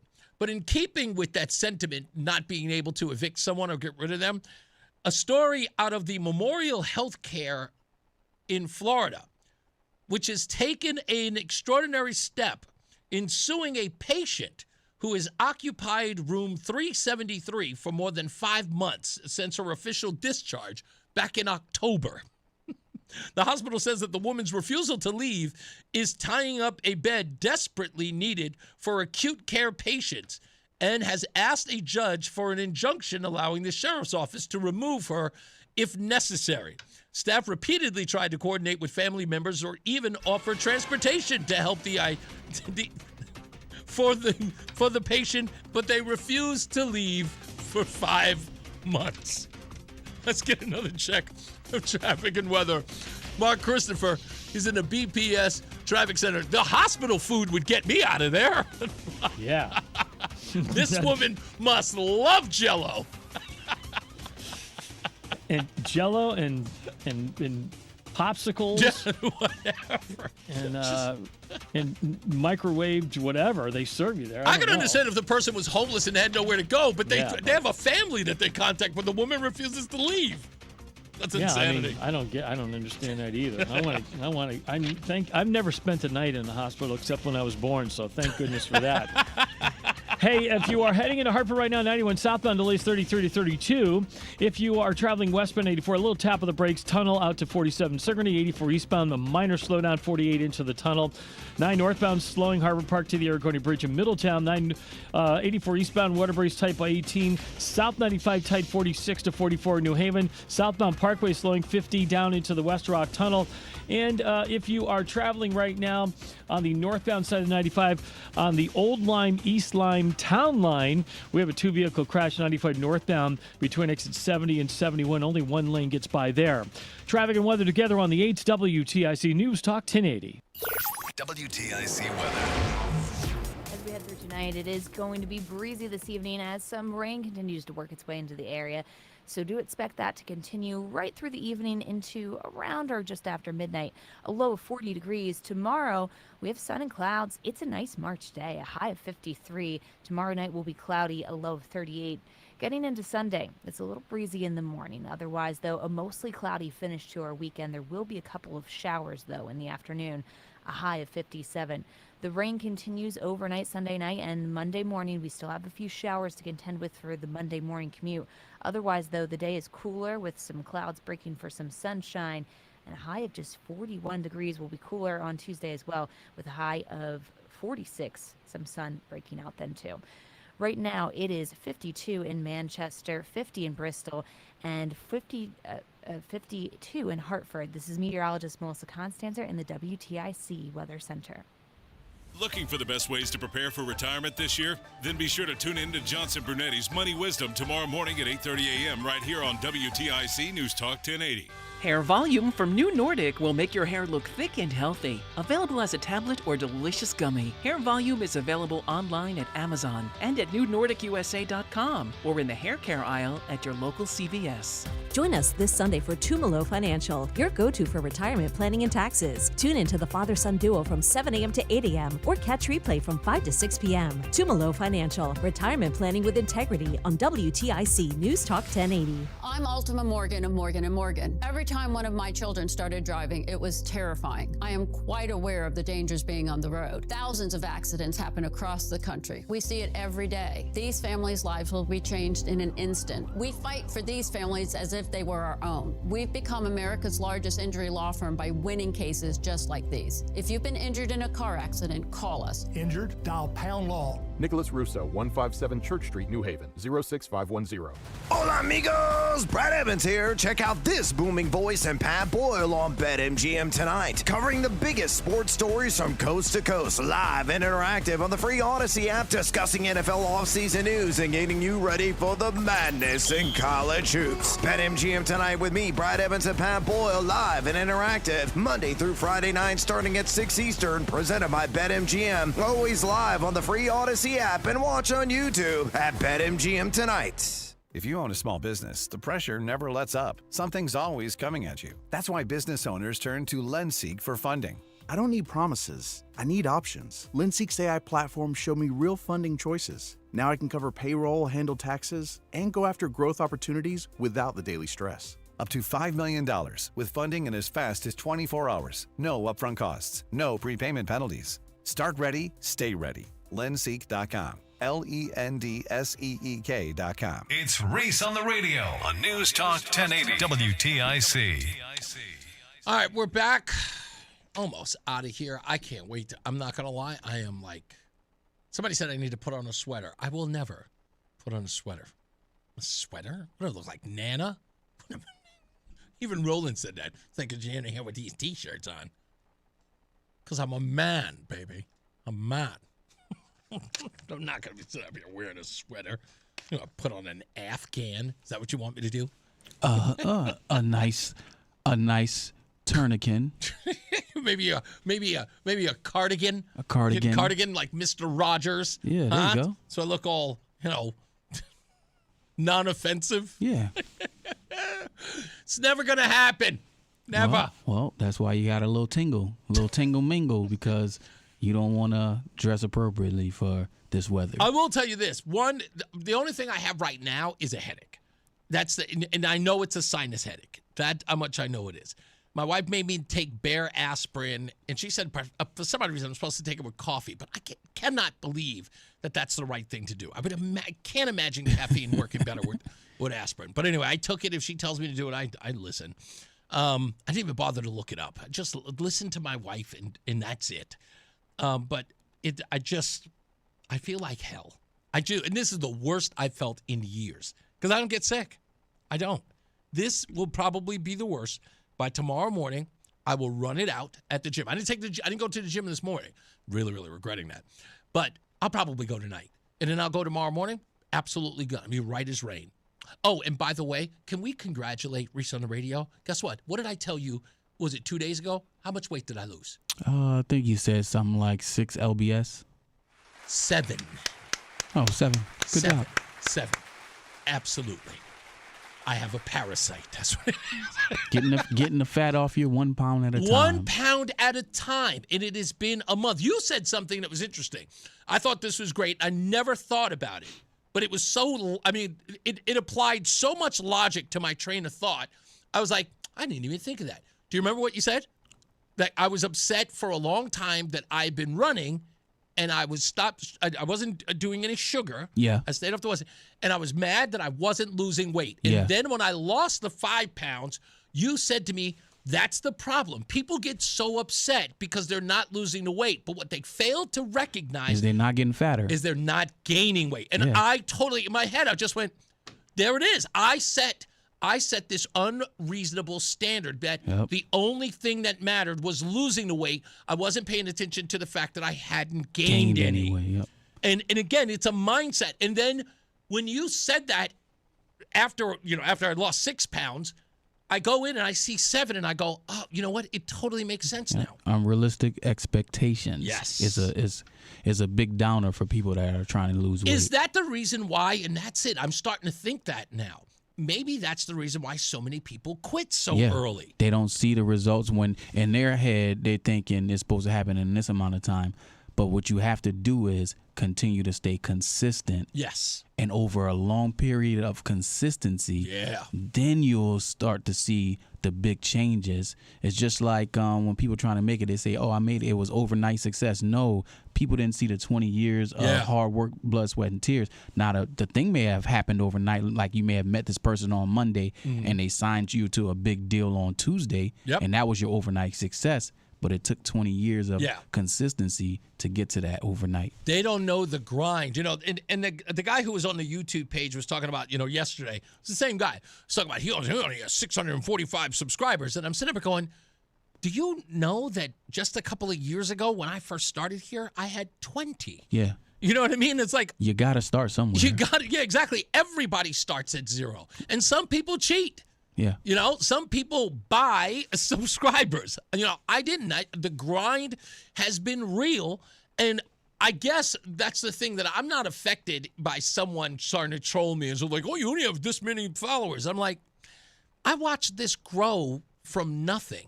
So I appreciate every person who has subscribed to my YouTube page and the thousands I might add on my on my Facebook page. Mm-hmm. People who didn't friend me but do follow this show, which I'm always stunned by. I'm like, the followers are going, oh, what? They must like something about the show. And I'm humbled by it. Yeah, the thing about it is, it takes a little time to build, but once you build it the right way, like the way you're doing it, and not go for the quick dollar, the quick, tease and all of that, then it's going to remain that way. Yeah, I mean, that's, I needed that teachable moment. I hate using that term because it sort of reminds me of Barack Obama, but I needed it. When you said that, I was like, literally, my head completely exploded. I went, damn, I would have really, convinced myself, what am I doing all this for? Yeah, for nothing. And I was like, I'm doing it for nothing. And then when you said that, as soon as it came out of your mouth, I went, how did I miss that? How did I miss that? I could have really hurt myself or even hurt my chances of succeeding because I had my own unrealistic standard. And there I is. I'm, just waiting that. All of a sudden, I see the results weeks later. Yeah, 2 heads are better than one, man. As they say. I'm always here to help the children. Much appreciated. Let me go to Julia, who is calling from, where's that, Felden Hills? Where's that? Feeding Hills. I've never even heard of that part. Hello, Julia. How are you? Hi, Reese. I wanted to congratulate you, 7 pounds. Yes, thank you. It doesn't seem like a lot, but it is. And I just wanted to share a little trick because I lost 40 pounds. Whoa! And yes, it was mainly all diet. I didn't even go to the gym until after I lost a lot of weight. Okay.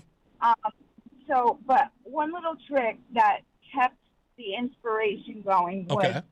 did you ever think about when you put weight on, like if you're just like eating and you don't see any weight gain? Yeah. And then all of a sudden one day, boom, it's there. Yeah. You have to think the total opposite when it comes to weight loss. Mm-hmm. So if you just keep going, then boom, all of a sudden the weight starts dropping. Yeah. So it's just the reverse. It's the reverse. May I ask, Julia, what was, when you said you were on a diet before you ended up going to the gym, and 40 pounds is a considerable amount of weight. What was your diet? I'm assuming you got off sugar, was one. Did you turn into, was it a raw diet? I know a woman named Michelle, who's a good friend of mine, who did the raw diet, and she was like, I mean, she lost an incredible amount of weight. Really? Yeah, she was a knockout. Wow. Like, she was always a pretty girl, but she was a big woman. And all of a sudden, I hadn't seen her for years. She dated a friend of mine named Trevor. And one day, I run into her at Washington Square Park, and I'm looking at her, and I'm going, what? Like, she's an Amazon, so she's tall. But I looked at her, and she was statuesque. She looked like Wonder Woman. I couldn't believe it was her. And I went, what happened? Wow. And she looked at me, and she said, raw diet. She did raw vegetables and raw fruit, no sugar. And she was on... in fact, I'll be honest with you. The first thing I said to her was, so you seen anybody? It was amazing. So that's an achievement. So what was your plan? What was your diet? My diet was I just did my own diet. Okay. It was eating every 3 hours. You eat a small meal. Okay. A little protein, a little fat, a little carb. Okay. And that's it. You eat I eat 6 times a day, but some days I couldn't eat 6 times a day. You know, right. It's a lot of. It's too much, yeah. Yeah, but what happens is it keeps your metabolism going. Yes. And that's what you want. You want your metabolism to keep going. It's almost like, a fire. And if you don't keep putting the log on the fire's going to go out. That is an interesting. Yeah, that's interesting. I've seen a lot of that. The 6 times a day eating. My biggest problem with that is like not having the time to eat in that sort of with that schedule. It's weird, but I just couldn't do it. So my biggest problem was snacking. That was my problem. Like I couldn't stop eating I started doing almonds instead of candy. That's been actually pretty helpful, but I try not to do it that in excess. But I will tell you this has actually been helpful. I used to do just 30 minutes of cardio, just, running on the treadmill. I've now boosted that up to 35. So I started at roughly about 2 miles a day. Now I'm at 2 3/4. I'm going to go one step further. I'm going to try to make mine 3 miles a day. And I'm going to keep trying to work it more and more. Well, I have a little advice on that too. What's that? That's great. But you know what I think burns more fat and calories? What's that? Weight training. Yes, my wife swears by it. Yeah, it is. That's the key. It'll burn fat all day. Where cardio just is temporary. Yeah. Okay. Yeah, that's what I did. I used to research this, and this plan always worked for me. Mm-hmm. But yeah, I would squeeze in a little more weight training and. You know what? I did that in the beginning of my my exercise regimen. But then I stopped when I started running more, and for time reasons, I just stopped doing the weight training. But you know what? Because you and my wife mentioning it, I'm going to get back to it. And rolling, that's right. Yeah. I'm going to add it. So instead of doing 40 minutes, I'm actually going to add that to make my whole workout regimen at least an hour. Yeah, and another thing, too, when you do the weight training, Yes, ma'am. do it slow. Do Okay. it very slowly, because Don't try to hammer it out like one of the muscle heads. Don't yeah, they're going like 1,000,000 miles an hour, but they're really not accomplishing anything. Right. Because you have to keep pressure on the muscle. Mm-hmm. So by doing it fast, you're really just doing what do you call it? Oh my God! It's technically just cardio. It's not muscle. It's not Right. muscle work. It's No. just cardio. Basically, yeah. Yeah. But it's just there's a word that I'm looking for. I can't think of it. Well, but I will definitely look it up. Julia, thank you so much. And You're welcome. Congratulations on all the weight loss, and thank you for calling it and inspiring me. I promise you, when I'm back on the show on Monday, I'm going to talk all about my weight. Hold on, my wife's already texting me. She must be listening. I will get to that in a second. Thank you, Julia. I appreciate you. You have a wonderful day and a great weekend. Thank you. You too. Bye-bye. What is Roseanne sending me? She says, Promixa Midnight is played by the actress. What? Okay, she just sends me weird random stuff. She's watching television at home. She's just, I don't know. What are you going to do? That's what she does. That's what she does. When we come back, I want to talk about this story that was in, where was the article? I want to say Yahoo News, that has new polling data on the 2028 race. And believe it or not, our very own Chris Murphy has lost traction in the polls. How low can you go? Yeah, it's there. We are there. We're basement right now. It's really bad. And we have a layout of exactly what happened. By the way, let me tell you this. This is my favorite part of the show. I mean, it's going to be today will be my favorite part of the show. All of the other things that are on this list as to why Chris Murphy's not gaining any ground, they're all legitimate. But there is one reason that I am so happy about. And when I say happy, I mean so happy. Because it's like, it's just one of those things that just go, what? It's beautiful. It hadn't even dawned on me that this was possible for Chris Murphy. But it's beautiful. It's absolutely beautiful. So we'll get into that as well. Also, as promised, and I said it in my notes, I promise, we will get into Gen Z firings. Or is it Gen Y? Who knows? Yeah, Gen Z firing. Why are they being fired in such a, I guess, a growing number in the workforce? We'll talk about all of that, plus your phone calls at 860-522-9842. The best exercise to lose weight is to push yourself away from the dinner table before you take seconds. Thank you, Brandon. And I try. I have a very limited amount of food that I eat for dinner. Roseanne is a stickler with that Tovala thing, so there are no seconds. All our food is delivered. It is one portion, and we eat them. And some of the meals are actually pretty good. Some not so much, but they're okay. I you know me. I eat whatever Roseanne gives me to eat or tells me I have to eat. Jason says, get over 1,000 and you start getting paid to get monetized. Get over 1,000 subscribers. Oh, okay. Well, I didn't know that. Well, if you want to subscribe to my YouTube page, all you have to do is just go to reasonthenradio.com, scroll down, find the YouTube page. I'd appreciate it. Thank you for the info, Jason. Michael A. says, I am proud to be one of the first 20 followers. Thank you, sir. I really appreciate that. You can also, Carmela says, you can also be building muscle while losing fat. Thank you. Okay. I love you guys. You always give me advice. Mark Christopher, he's always got traffic advice. He's in the BPS Lawyers Traffic Center. Do you have a health, like a workout regimen at all? Well, every once a week on Tuesday night, I do the Nautilus machines. Oh, yeah. The weight machines. I Sure. do a circuit every week with a trainer. Okay.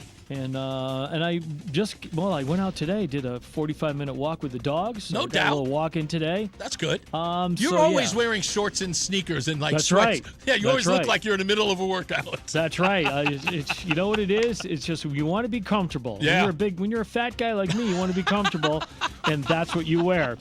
That's my advice. If you're heading into Hartford right now, unfortunately, I haven't learned to push myself away from the table after the first helping. Southbound 91 delays 33 down to 32 A and B.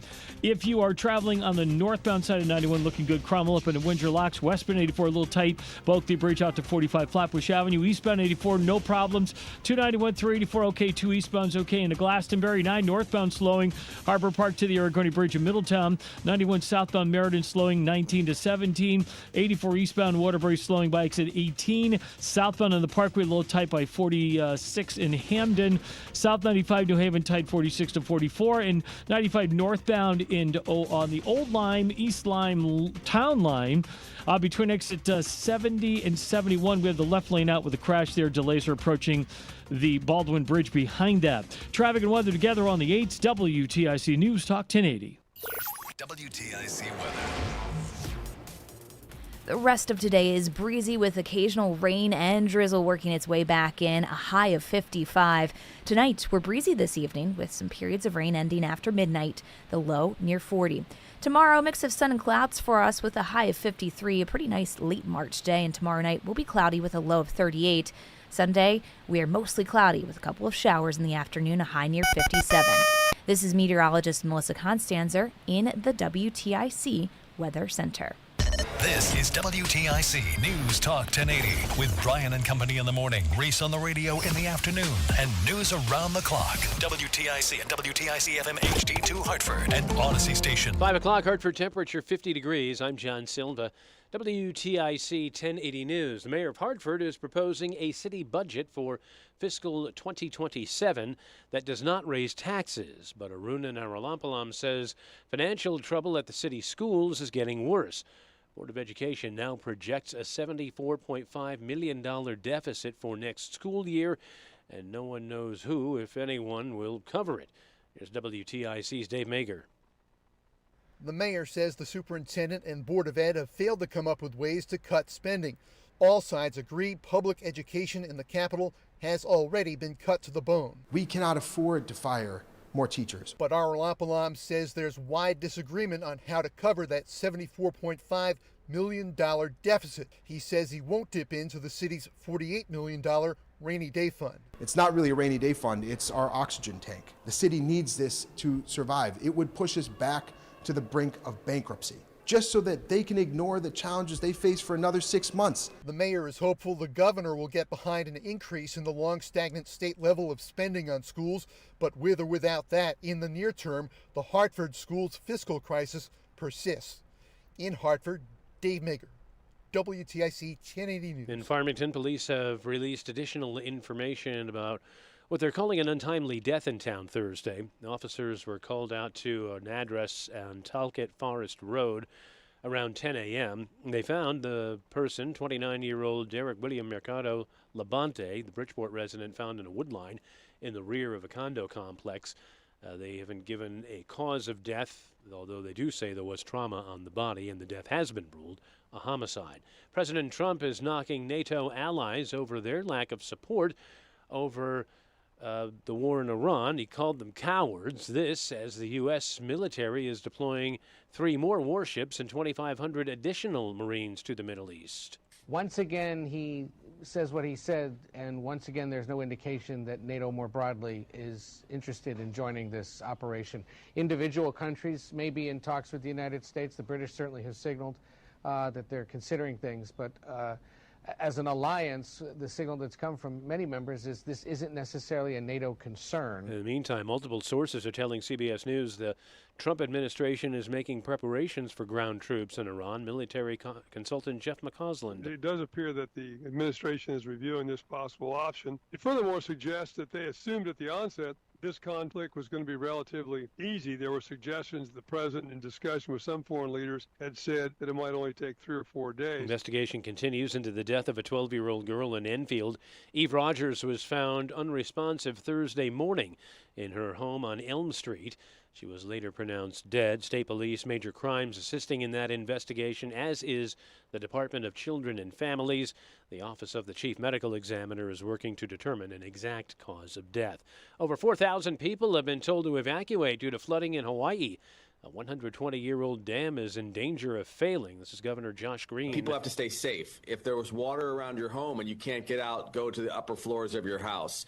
Meanwhile, we'll have a lot of people going door to door to provide support. And oil prices and inflation led to another lost week on Wall Street. The Dow and NASDAQ each traded in correction territory, down 10% from their recent record highs, as the stock market was hammered after the latest round of energy infrastructure attacks in the Persian Gulf. And Reuters reported that Iraq is dropping all commitments on oil fields owned by foreign companies due to the conflict, adding another layer of worry for the market as inflation readings have been heating up in 2026. The Dow plunged 444 points to 45,577. The NASDAQ dropped 443 points to 21,647.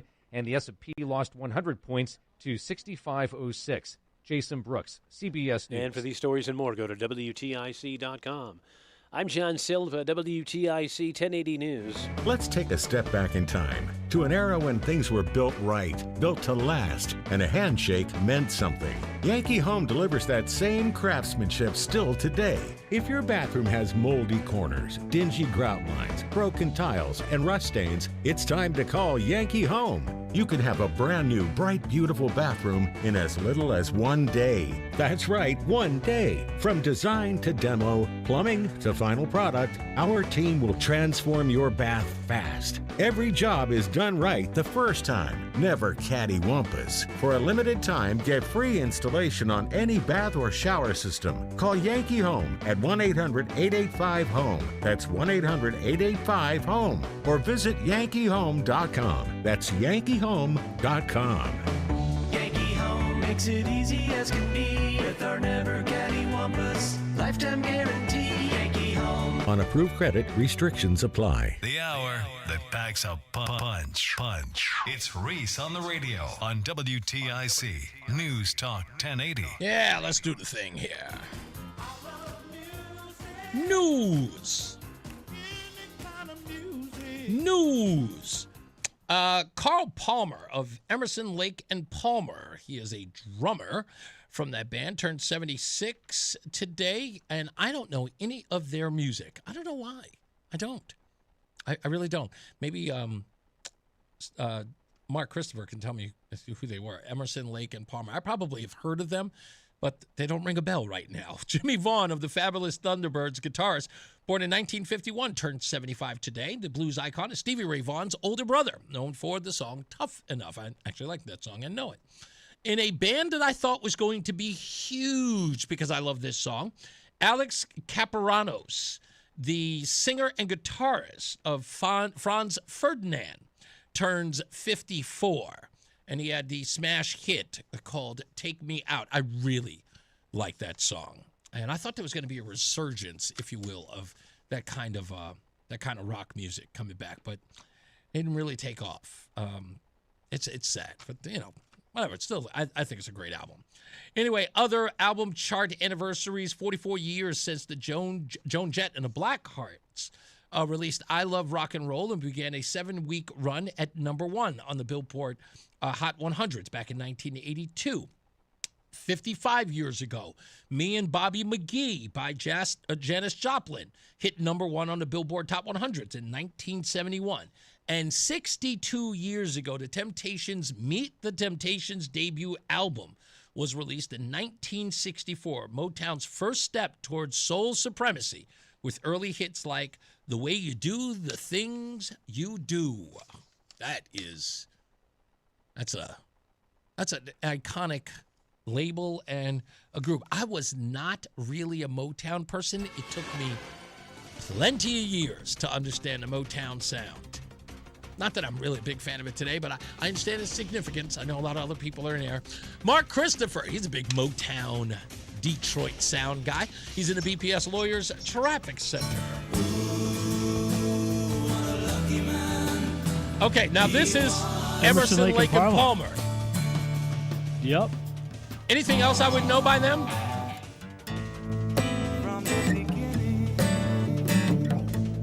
Nope. Don't know that one? Nah. Are these their most popular hits? Yeah. Then definitely no.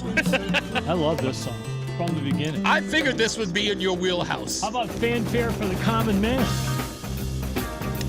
Now this sounds good. I like the sound of this. Hey now. Okay. Hey now. I like the sound of that. Do you know what sound that I really, really like? What? Do you know there's a group, and the reason why I like that kind of sound was Steve Winwood was in a band called Traffic? Oh my.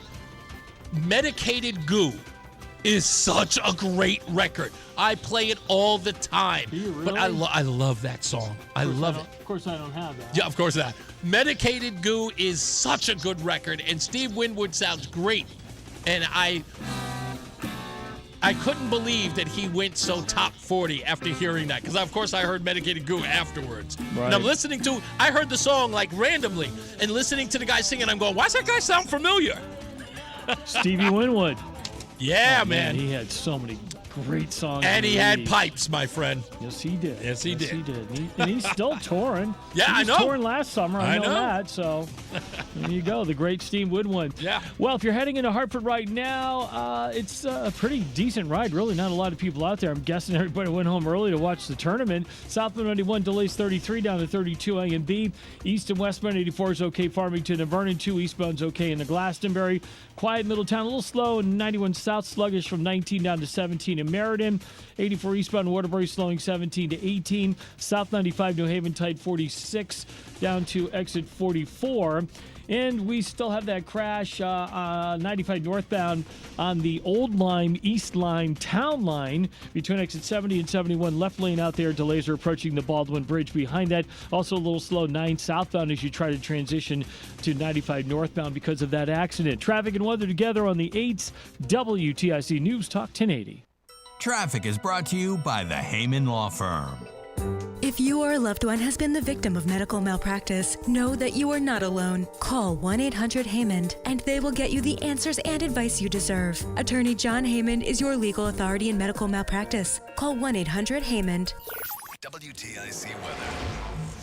As we continue into this evening, we are going to see that rain working its way in. It's already there in the Berkshires and towards the Hudson River, but it'll be working its way towards us as we go through the next few hours. Also some drizzle mixing in. As we go through tonight, a low of 40. Things will dry up late tonight into tomorrow, and tomorrow is a nice March day. Sun, clouds, a high of 53 degrees. Tomorrow night, we're cloudy with a low of 38, and as we head into Sunday, we'll be a little breezy in the morning, but otherwise it's a mostly cloudy day. Watch for a couple of showers for the afternoon, a high of 57. The rain, though, does continue Sunday night, and into Monday, there'll be a couple of showers lingering for the morning. Otherwise, it's a cooler day as clouds break for some sun late, a high of 41. And Tuesday, we're still stuck in the 40s with some sun, a high of 46. Right now, it's 50 in Canton, 52 in Manchester, and 51 in Hartford. This is meteorologist Melissa Constanzer in the WTIC Weather Center. Have bad teeth that need to be replaced? Don't like removable dentures? Worry no more. Come on down to Columbia Implant Center in Manchester any day of the week and ask for the all-on-4 procedure. Call us at 860-643-1898. Middlesex Health welcomes the Connecticut Golf Show March 27th through 29th at the Connecticut Convention Center. Get front door bonus golf, free tailor-made balls, and more while they last. Tested by big brands with Chris Cody's Golf Shops and watch college hoops on our 19th hole. Tickets at ctgolfshow.com. Hi, I'm Joe with SimpleSaleUSA.com, and I buy houses cash. If you own a house and want to sell it fast at a fair price, call me at 203-896-4000. I can pay cash and close in as little as 7 days. I buy houses in any condition, any price range, and more importantly, anywhere in Connecticut. I'm a private real estate investor who buys several houses a month, and I want to buy more. I buy inherited houses, divorce houses, behind in payment houses. I even buy my tenant won't pay me the rent houses. Do you own a house that is trash and needs thousands of dollars in repairs? Great, because I love buying junk houses. I buy vacant houses, abandoned houses, condemned houses, and even foreclosure houses. If you own a house and want to sell it fast, call me at 203-896-4000. That's 203-896-4000. 203-896-4000. Paid for by government. The 1986 to 2021 United States Silver Eagle, the first ever U.S. silver dollar minted in 99.9% pure silver and is the best-selling coin in the world. These original and historic silver dollars have ceased production forever. They will never be minted again. For a limited time only, full-pound bags of original U.S. government-struck silver dollars are being released to the public. You can own a full pound of original U.S. silver dollar coins featuring Lady Liberty and the heraldic eagle, never to be struck again.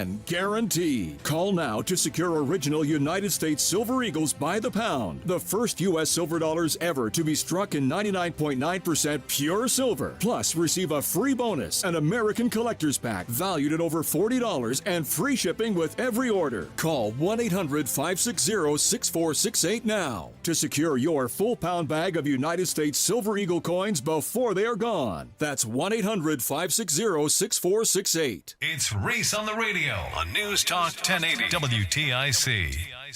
I just had to tell Roseanne, as soon as I got home, I don't care what's in the refrigerator. If it's raw, I want to eat it. I'm so hungry. I haven't eaten since 1? Yeah, it's been a long time. Definitely losing the weight now, Julia. I'll tell you that. I'm losing it in this sitting alone.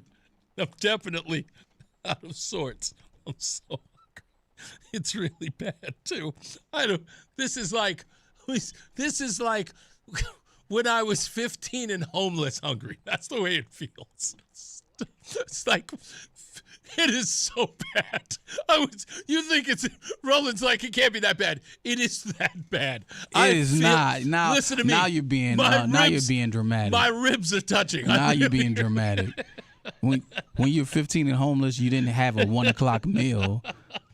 This guy, man. I'm really feeling it. I want food so bad. He's sounding like a real fat person right now. Man, it's so bad. I'm thinking about. I'm looking around, going, "Is there a cheese stick? Just a cheese stick? Can I have a cheese stick?" It's really bad. I do. I just need to. No, your problem is I always catch you snacking. Yes. But at least it used to be sweets. Candy bars, chips, and cookies, and so recently I've been seeing you snacking, but it's been like almonds and fruit and stuff like that, which is not bad snacks. No, they're great snacks. Yeah, but you don't have any. You don't have any today. I finished the apple and the orange, and I had it all here. I'm starving. There's literally my stomach is eating itself. It's going. It's like, that's not how it works. Save me! Just go get a candy bar. You're not yourself when you're hungry. Do not. I won't, I promise you. That stupid vending machine in there, it doesn't work. Every time I swipe my card, it doesn't work. You don't have to swipe it. You just got to place it on it. Oh, no, I did that too. It takes the money out, and then it replaces it because it doesn't take. I think the machine knows that I'm a fat body and won't allow me to take anything from it. I think it does. It does. I think it happens every time.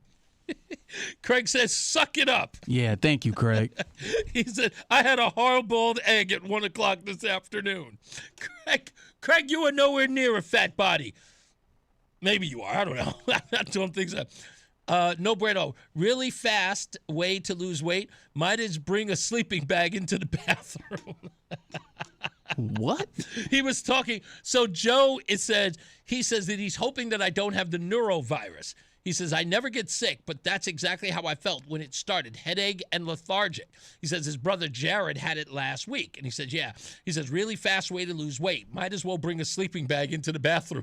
When he had it. That's how bad it was. I don't think it was that. Like I said, I feel myself recovering. Now I'm just hungry. I can eat anything. That's how bad it's getting. We'll get to your phone calls in a minute. So I teased this, so I want to get to it. Chris Murphy was in a Yahoo article that came out today, and it's at the Capitol Report. And I saw it, and of course it said that Chris Murphy, his polling numbers for the 2028 election have plummeted. But as soon as I read that, I went, plummeted from what? He's at 1%. We talk about it here often. It's zero now. God bless him. It's zero. He is at zero. Now, yes, there are a wide range of people who are on this list. Cory Booker, Raphael Warnock out of Georgia. There are a lot of, nobodies, absolute also-rans who are polling far better than Chris Murphy. And you know it, folks. He is everywhere you look. On all of the network shows, he is there. He is not shy about his public appearances. But here is the reason why. They say he is now at zero polling in the wide range of people who are running. It says low national name recognition. As a senator from a small state, Murphy lacks the widespread visibility of figures like the person who's in the lead, Kamala Harris. High-profile governors like, what's his name? Kelly in Arizona, they have more name ID than Chris Murphy. Now, even though he was literally handpicked by Barack Obama, that has benefited him zero. Absolutely zero, pun intended. Limited appeal or base support. Murphy is active on issues like gun control and foreign policy, and he gained some attention on social media for his criticism of Trump-era policies. However, he hasn't emerged as a standout figure among Democrat primary voters yet. Some commentary, including from critics, notes he polls poorly or at zero, even among key demographics. We'll get to that. They say the crowded field and timing. It's still very early, over 2 years until the primaries start. Many polled names are similarly low, single digits or zero, as voters default to the most popular name, which is why Kamala Harris is in the lead. Murphy hasn't launched any visible 2028 exploratory efforts, book tours, or high-profile positioning that might boost his numbers, unlike others who are already building national profiles. And they say the poll specifics here. If this was a head-to-head style preference among listed names, not an open-ended question with Harris dominating the others like Josh Shapiro and Kelly in Arizona, taking small shares, the reminder, including Murphy, might cause him to at least get some considerable support. But this, folks, this was the piece de resistance. Back to limited appeal or base support. Murphy is active on issues like gun control and foreign policy, and he's gained some attention on social media for criticism of Trump-era policies. However, he hasn't emerged as a standout figure among Democrats' primary voters yet. Some commentary, including from critics, note he polls poorly at zero, even among key demographics like black voters. In prior surveys and prediction markets like Polymarket give him only 1% odds for a nomination. Chris Murphy has no black support. Zero. And I want to thank the African American community. There's hope for him. They spot a loser and ain't no one. Anyway, they say in the Yahoo, hey, that can change. In the Yahoo article, they say it can change, but, who knows? It could possibly change. And now for firing Gen Z. There's a story that is revolving around a growing trend where employees are terminating recent college graduates, predominantly members of Generation Z, shortly after hiring them. Now, this narrative gained traction through various media outlets, stemming primarily from the survey that was conducted by a group called Intelligent.com in August of 2024. The survey polled 966 U.S. business leaders involved in hiring entry-level positions, revealing widespread dissatisfaction with new hires, performances, and readiness for the workforce. Reports highlight that this isn't isolated. It's a systemic issue where bosses attribute firings to a mix of behavioral attitudinal and skill-based shortcomings. While Gen Z is praised for their tech savviness and innovation, these perceived flaws are seen as deal breakers in professional settings. The coverage often frames it as generational clash, with some sources noting that these flaws may reflect evolving workplace norms rather than inherent deficiencies. However, the core blame from employers focus on unpreparedness and a lack of traditional work ethics. Key statistics from the survey said that the firing rates, 60% of companies have fired at least one recent college graduate hired in the current year, often within months. Overall satisfaction, 75% of employers reported that some or all of their recent grad hires were unsatisfactory. Only 25% said all hires performed well. Hiring hesitancy.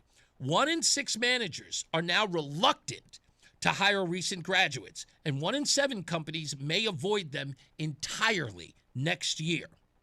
The broader perception said that over half, 55% of leaders, view recent grads as lacking work ethic. 53% say that they're unprepared for the workforce. 65% of them see them as entitled, and 63% believe they got offended too easily.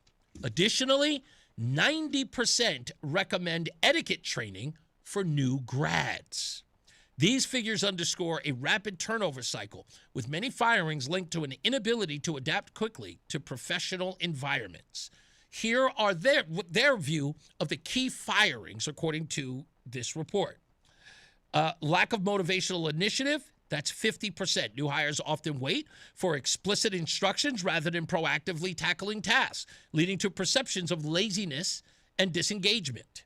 Entitlement and unrealistic demands, 65% viewed as entitled.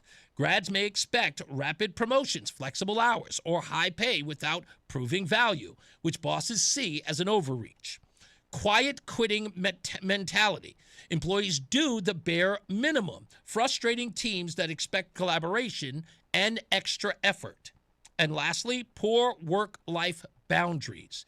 Blurring personal and professional time leads to scattered focus and burnout, ironically from overworking without breaks, which is weird. These kids feel as though they're overworked. They say that there's professionalism and communication problems, checking the time. Lack of professionalism, 46% includes casual dress, inappropriate language, or unprofessional demeanor in meetings and interactions. Poor communication skills, ranked at 39%. Misunderstandings arise from vague emails, lack of clarity, or failure to respond promptly, disrupting workflows. Neglecting appearance and in-person norms, not dressing appropriately, or adapting to office etiquette signals, disinterest and disrespect. And overshadowing personal issues, sharing too much about their personal life blurs boundaries and creates discomfort. And they say also there are performance and adaptability challenges. Struggles with feedback. 38 to 54% don't respond well. Grads often take constructive criticism poorly, making managers reluctant to mentor them. Inadequate problem solving. 34%. Avoiding independent solutions forces colleagues to babysit, slowing productivity.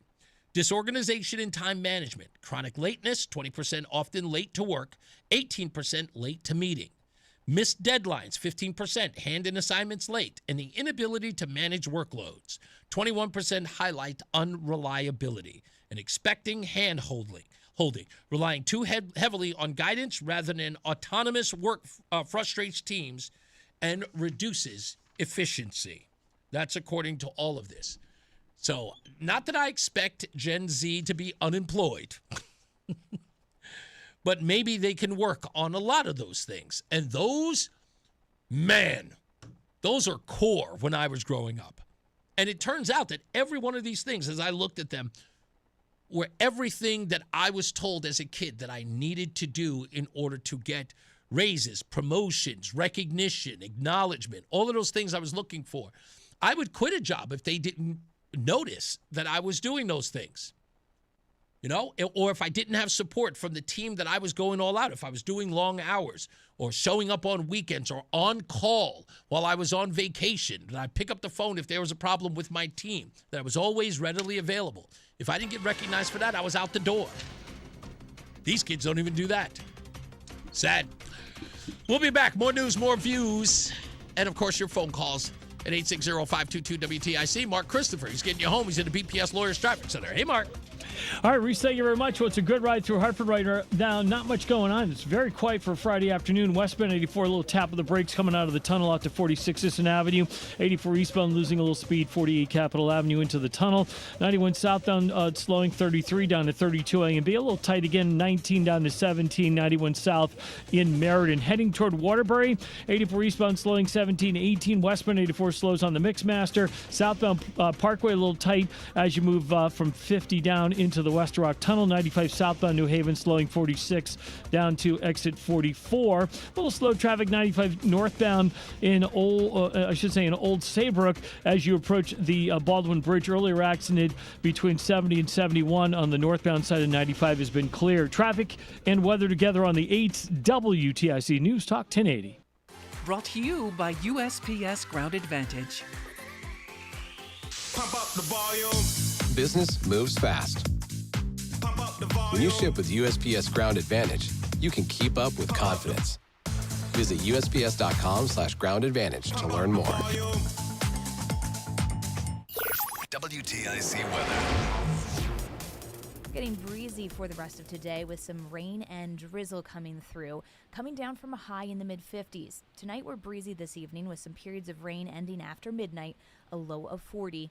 Tomorrow, it's a mix of sun and clouds for us and a decent March day, high near 53. Tomorrow night will be cloudy with a low of 38. And Sunday is breezy in the morning, but otherwise mostly cloudy with a couple of showers in the afternoon, a high near 57. This is meteorologist Melissa Constancer in the WTIC Weather Center. And now, a WTIC news update. It's 5:30, Hartford temperature 49 degrees. I'm John Silva, WTIC 1080 News. At a news conference unveiling the city budget today, Mayor Aruna Naralampalam in Hartford said the school budget deficit is worse than originally thought, $74.5 million. He wants the schools to tighten their belts, but school officials said this week there is nothing left to cut.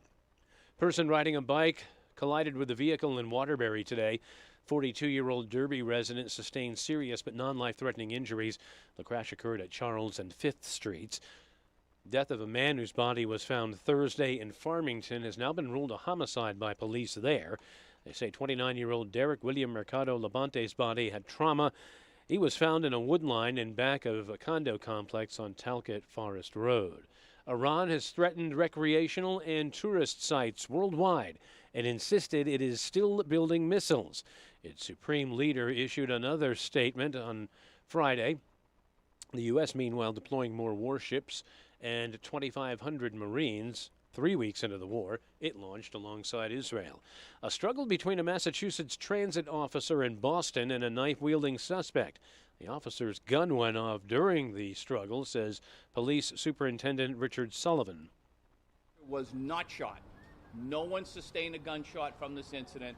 He sustained injury during the struggle, I'm going to assume from the pavement. And UConn men's and women's basketball teams are gearing up for their opening round games in their respective NCAA tournaments. Men begin tonight, 10 p.m. Tilts in Philly against Furman. And the women get going tomorrow at Gamble against UTSA. Tip-off is 3 p.m. Wall Street, the Dow, and the NASDAQ each lost 443 points, and the NASDAQ shed 100. For these stories and more, go to WTIC.com. I'm John Silva, WTIC 1080 News. I'm CBS News business analyst Jill Schlesinger with your 2026 tax tips. Could now be a good time for a Roth conversion? If your income went down in 2025, converting now could mean that you pay the tax due at a lower rate. And if you expect your income to rise substantially in the future, a conversion may also be a good idea. And even with everything else being equal, the current low tax bracket environment might still make a Roth conversion an attractive possibility. But before you pull the trigger, just know that whatever you convert will be added to your taxable income. So this strategy only works if you have money outside of your retirement account to pay the tax that will be due. Tax season can be overwhelming, but UHY makes it simple. Our professionals provide comprehensive tax advisory services to help individuals and businesses stay compliant and save money. Call our Farmington office at 860-530-6949 or visit farmingtoncpa.com. At LendSeek, we know running a business takes heart, hustle, and sometimes a little help. That's why we stand with you with our exclusive AI lending platform, connecting you to over 100 funders. If you've been in business for at least 2 years with a minimum annual revenue of $500,000, you can get up to $1 million in funding in as fast as 24 hours. No collateral, no prepayment penalties, no red tape. Apply today with no cost or obligation at lendseek.com. That's LENDSEEK.com. Hey, John, why so glum? I just got let go. The company's downsizing. This is the third time in the last 2 years. I'm done with this. Have you thought about My Computer Career? I've heard they can train you for a career in IT in just a few months, including cybersecurity and the basics of AI. And you don't need prior training or experience. Now that's a recession-resistant career. Wow, thanks. I'll check them out. Go to mycomputercareer.edu and take the free career evaluation. mycomputercareer.edu, an Elite CompTIA certification partner. Financial aid is available to those who qualify, including VA benefits. The Odyssey app lets you jump back to the moments you missed from WTIC News Talk 1080. Download the free Odyssey app. Search WTIC News Talk 1080 and tap earlier today to get started. Yeah, if you're just joining us or if you're online checking us out. By the way, who is listening to the show online in Queens? If you were listening to this program and you listen to it after the fact, there are a group of people from my hometown of Queens who listen to the show, I mean, a lot. As many people in Connecticut, widespread. People listen to the show online at reasonoradio.com. It's overwhelmingly viewed there, and actually Illinois as well. But I didn't realize that. In New York City, there are people who are listening to the rebroadcast, or at least the podcast version of the show, out of Queens. And I'd love to know who you are. If you listen to this program or rebroadcast, let me know. Go to reasonoradio.com and send me a message where you're listening from in Queens. I'd love to know. It's nice to hear my hometown. You may also learn, if you go online and listen to the show, that we were talking about the life of Chuck Norris, who we lost today at the age of 86. A lot of people writing some great stuff, one-liners, the Chuck Norris one-liners. This was a commercial back in the days on Chuck Norris. Don't look now. Chuck Norris is right behind you. I heard superheroes read Chuck Norris comics. I heard at night the boogeyman checks under the bed for Chuck. I heard Chuck Norris's reflection won't even look him in the eye. I heard when cops need cops, they call Chuck Norris. I heard when Chuck gets in the water, sharks get out of the ocean. I heard when Chuck Norris is hiking, grizzlies look out for him. I heard Chuck Norris rides in water without the cycle. I heard Chuck Norris wears a hat to protect the sun. I heard medicine takes Chuck Norris to feel better. I heard what actually killed the dinosaurs was Chuck Norris. I heard cats say they have Chuck-like reflexes. I think he's still got it. Some of these are really, really good. I got another one in here by Matt. Matt says Chuck Norris was in Star Wars. He was the Force. That's actually a good one. Very, very good. And thank you. Let me tell you, Matt, thank you so much, Matt Z, for going in my sweet spot, mentioning Star Wars. You know how I am about that, but I love it. He says Chuck Norris ran a marathon just because it was in the way. And this one is the best. Chuck Norris will be a pallbearer at his own funeral. Now, I didn't do the last one, Matt, because we did that earlier. That one we did earlier. Michael K. says Emerson, Lake, and Palmer from the beginning.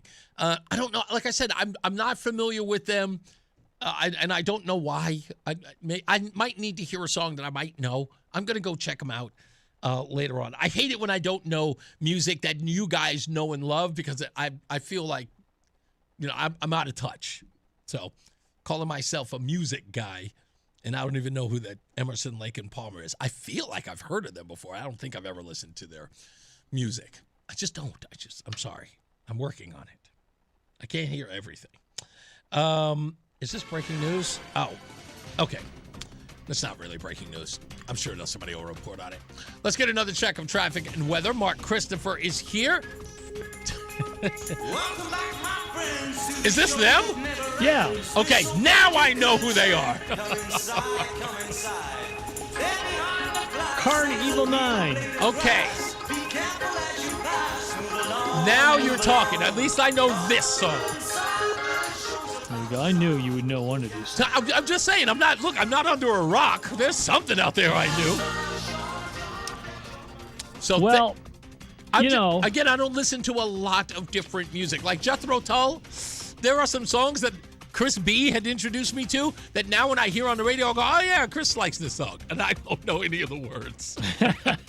I just know that I remember the melody or the words or a chorus, and I go, oh yeah, that's Jethro Tull. Yeah, I know that song, yeah. That's all. There you go. It's a casual reference that I can probably bring up.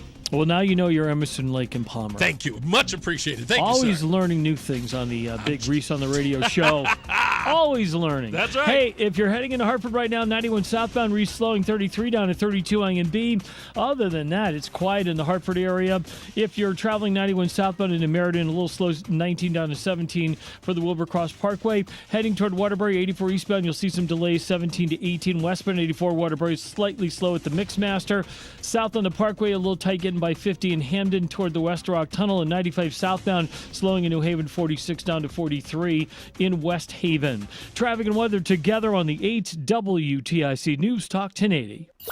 WTIC weather. As we head through this evening, there will be some periods of rain working its way in. We've already seen those just off to our northwest, and it'll stay breezy too through the evening. The rain should end sometime after midnight, low of 40.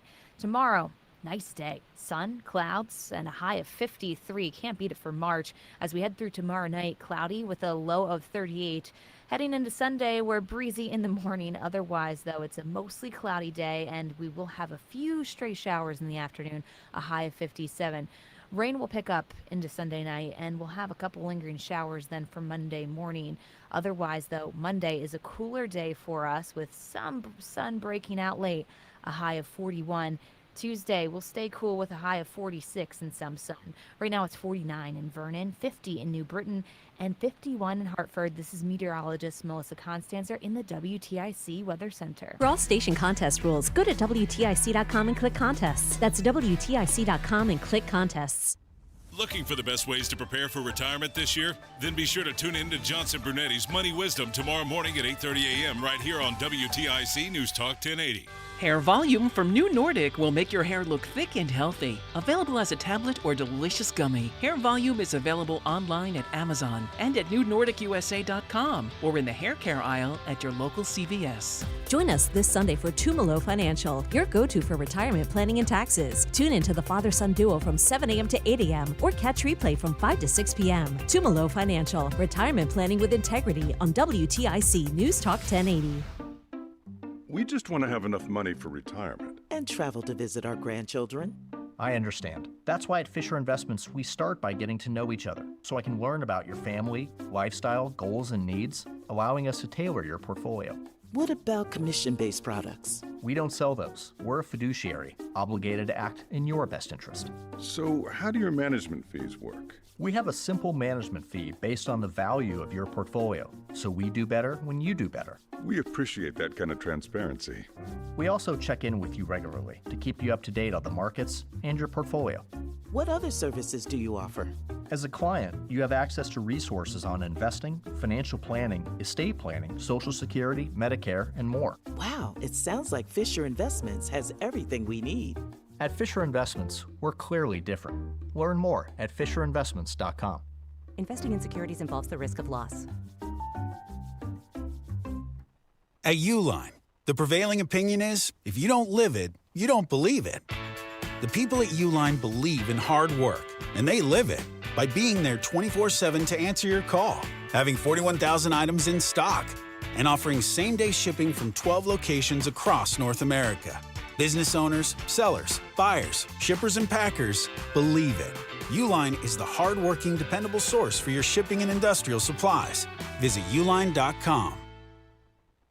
If you love sports, this is the show for you. It's You Better You Bet with me, Nick Costos. Weekday mornings 9 to noon Eastern on the free Odyssey app and YouTube at The Costos. Bringing you the biggest NFL news, guests, and notes from the offseason while getting you ready to win the madness of college hoops. It's You Better You Bet with me, Nick Costos. Live and interactive Monday through Friday, 9 a.m. to noon Eastern. Presented by BetMGM. Download the Odyssey app and listen from anywhere for sports talk from people who love sports.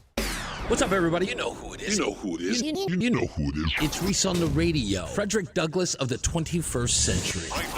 It's WTIC News Talk 1080. All right, let's wrap this whole week up with a series of phone calls and musings and, criticisms.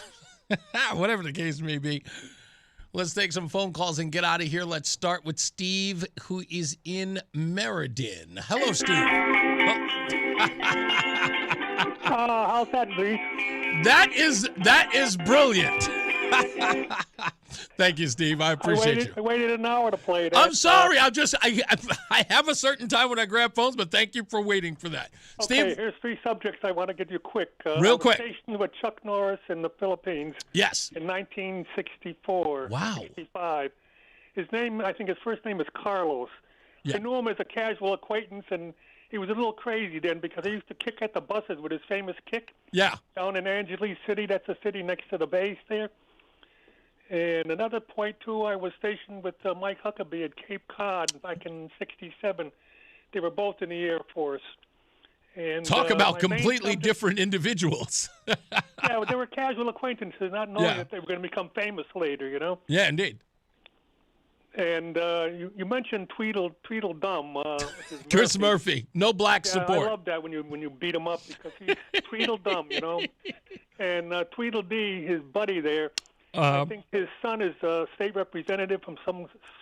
Is that Matt? Yeah, Matt Blumenthal. Matt Fitzpatrick, yeah. And the main reason I called in the beginning was about the diapers. See, I'm a senior citizen, and I have leakage, you know, and I have to wear a pad. Wow, okay. I have to wear a pad to catch the leakage, you know. But I got to pay for my own diapers. Am I going to get into this program or what? I think you can make a very good argument to be a part of this program. Why not? Absolutely not. Although they say the program is for 3 and younger. If I may share with you before I let you go, Steve, Adam 12 said something great. He said that, so you're telling me that because the parent doesn't have diapers, they're missing work. Are they staying home so they can catch the poo? Like, what is going on?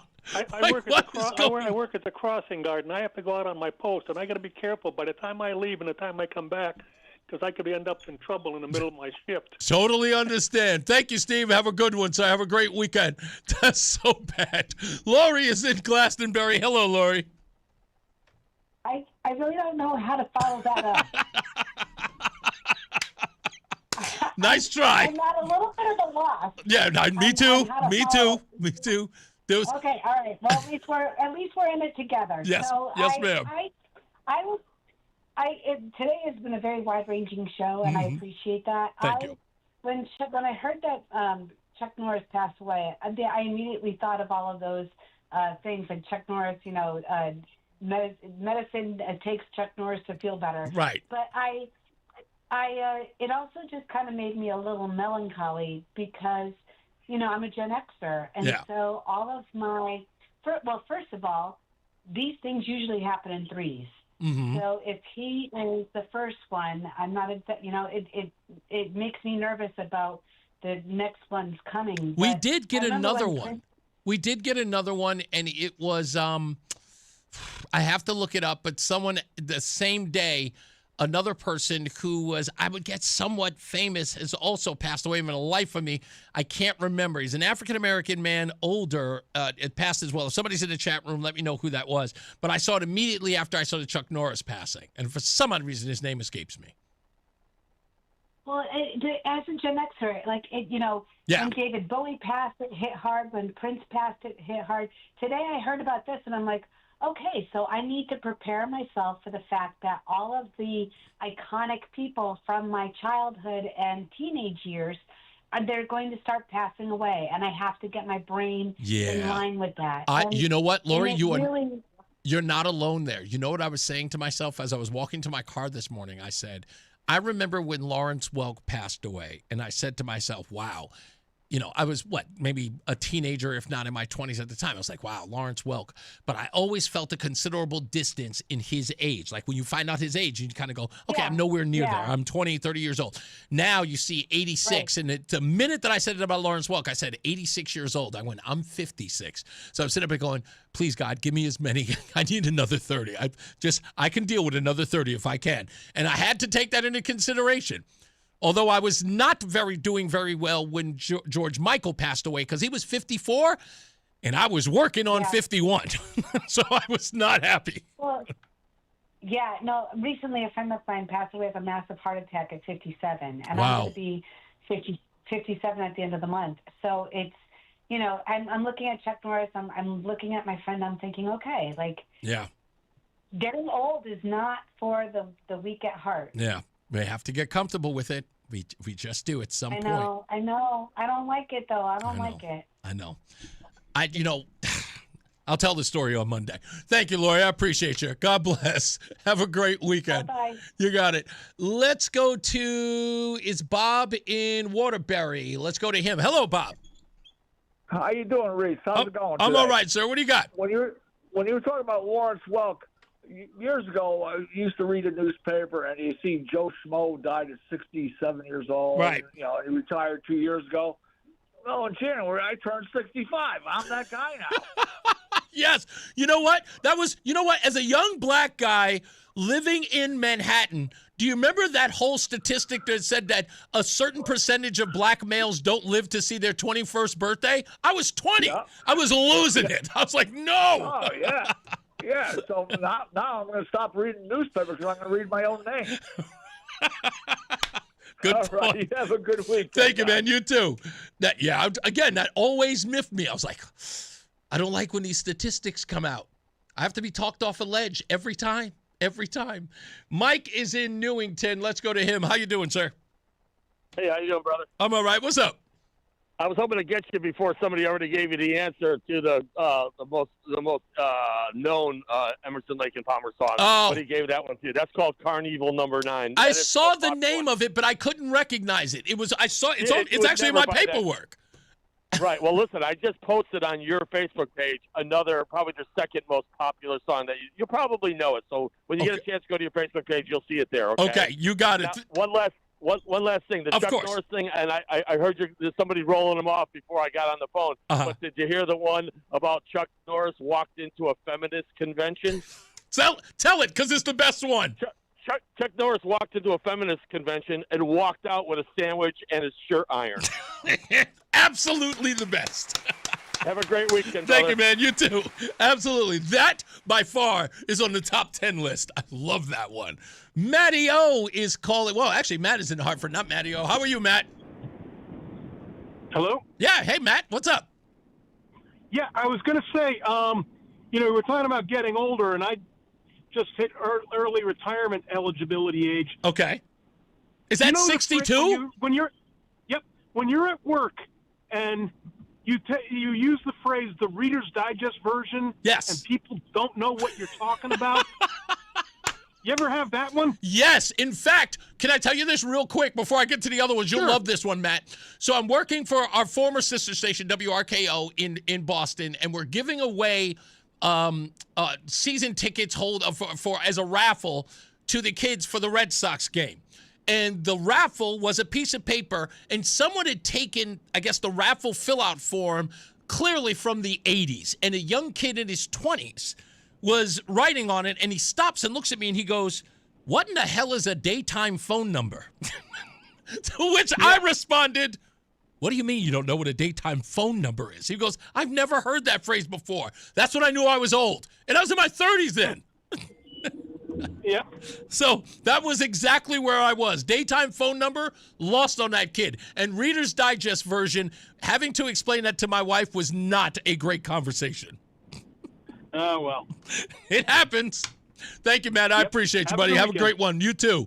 Let's go. I'm going to go to Stevie V because you know who else is last. Stevie, what's up, buddy? Well, I met a granddaughter of Lawrence Welk, actually, and I have a funny story about him. She didn't tell me this, but they had a song, One Toke Over the Line. Uh-huh. Forgot who did it, but it says Sweet Jesus, One Toke Over the Line. It was well-spoken marijuana, but you had him on. See, why? Hold on, Steven. Sorry. Stevie V, for some odd reason, you're very muffled. I cannot hear you clearly. Is there a reason for that? It could be my phone. Okay. Anyways, can you hear me now? Yeah, that sounds I'm a little better. Okay, I'm a little closer to it. Okay. Anyways, they did a song, One Toke Over the Line, which is about smoking marijuana, but he thought it was a religious song. Really? Yeah. If you go online, you'll be able to see that. Somebody mentioned Dave Bowie before. I don't know if you know, but his real name was Davy Jones. Yes, that's Davy right. Jones.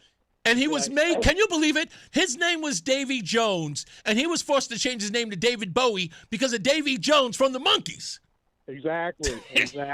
Still bothers me because I'm going, the Monkees made David Bowie? But you know what? Considering their level of work, right? Like the value in the work that they have, David Bowie, much better name. Much better name. Didn't Jimi Hendrix open for the Monkees one time? I do not know that. Now I have to look it up.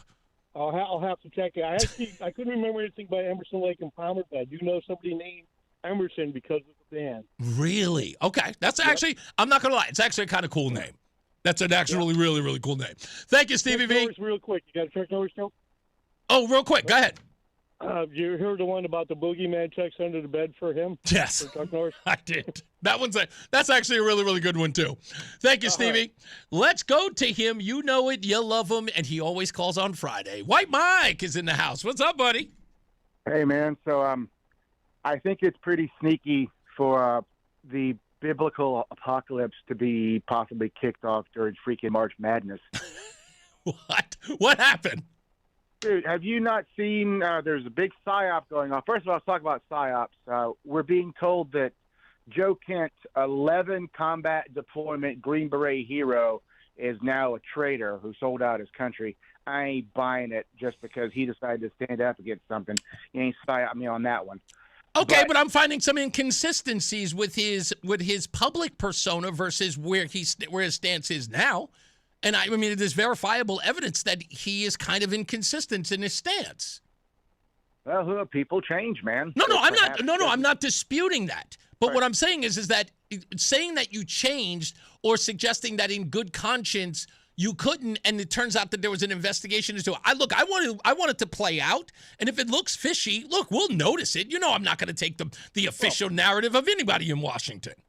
So today there was breaking news that an Iranian rocket hit the walls of Old Jerusalem. I saw that, yeah. And saying, oh, wow, the Iranians might target the Dome of the Rock, which is the most idiotic theory possible because it benefits the Muslims in no way to destroy one of their holiest sites.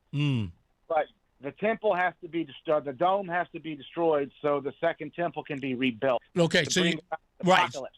Okay. I got it. I hear you. Here's the thing. Do you think it would be possible during fog of war in, Iran getting the crap beaten out of it to possibly send Mossad or Special Operations Forces in to commandeer an Iranian missile site and launch one at the dome?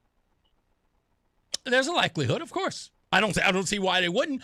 The objective is to curry favor in the war effort. It's not like we haven't seen that in other cases. Well, of course we have. But, bro, if the Israelis in Minecraft pull off destroying this holy site, it benefits them. Of course it does. And it kicks the Muslims in every city in the West where they fled, pushed by the same kind of people. But do you think to destroy the Western civilization? I'm going to push back. I'm going to push back on this in only one particular regard. At this particular point, I get the speculation, in essence, considering that Israel is looking for a way to, I guess, to eradicate, Muslim countries because of this, this thousands of year war. And this is a way with the war effort to finally to foresee that. But I got to tell you that it's just, I'm not there yet until I see evidence. So with all the other people who are blathering about it, I'm just not there yet. But I got to go. God bless you, buddy. I love you. Have a good one. Buddy. Have a good weekend. Somebody just sent me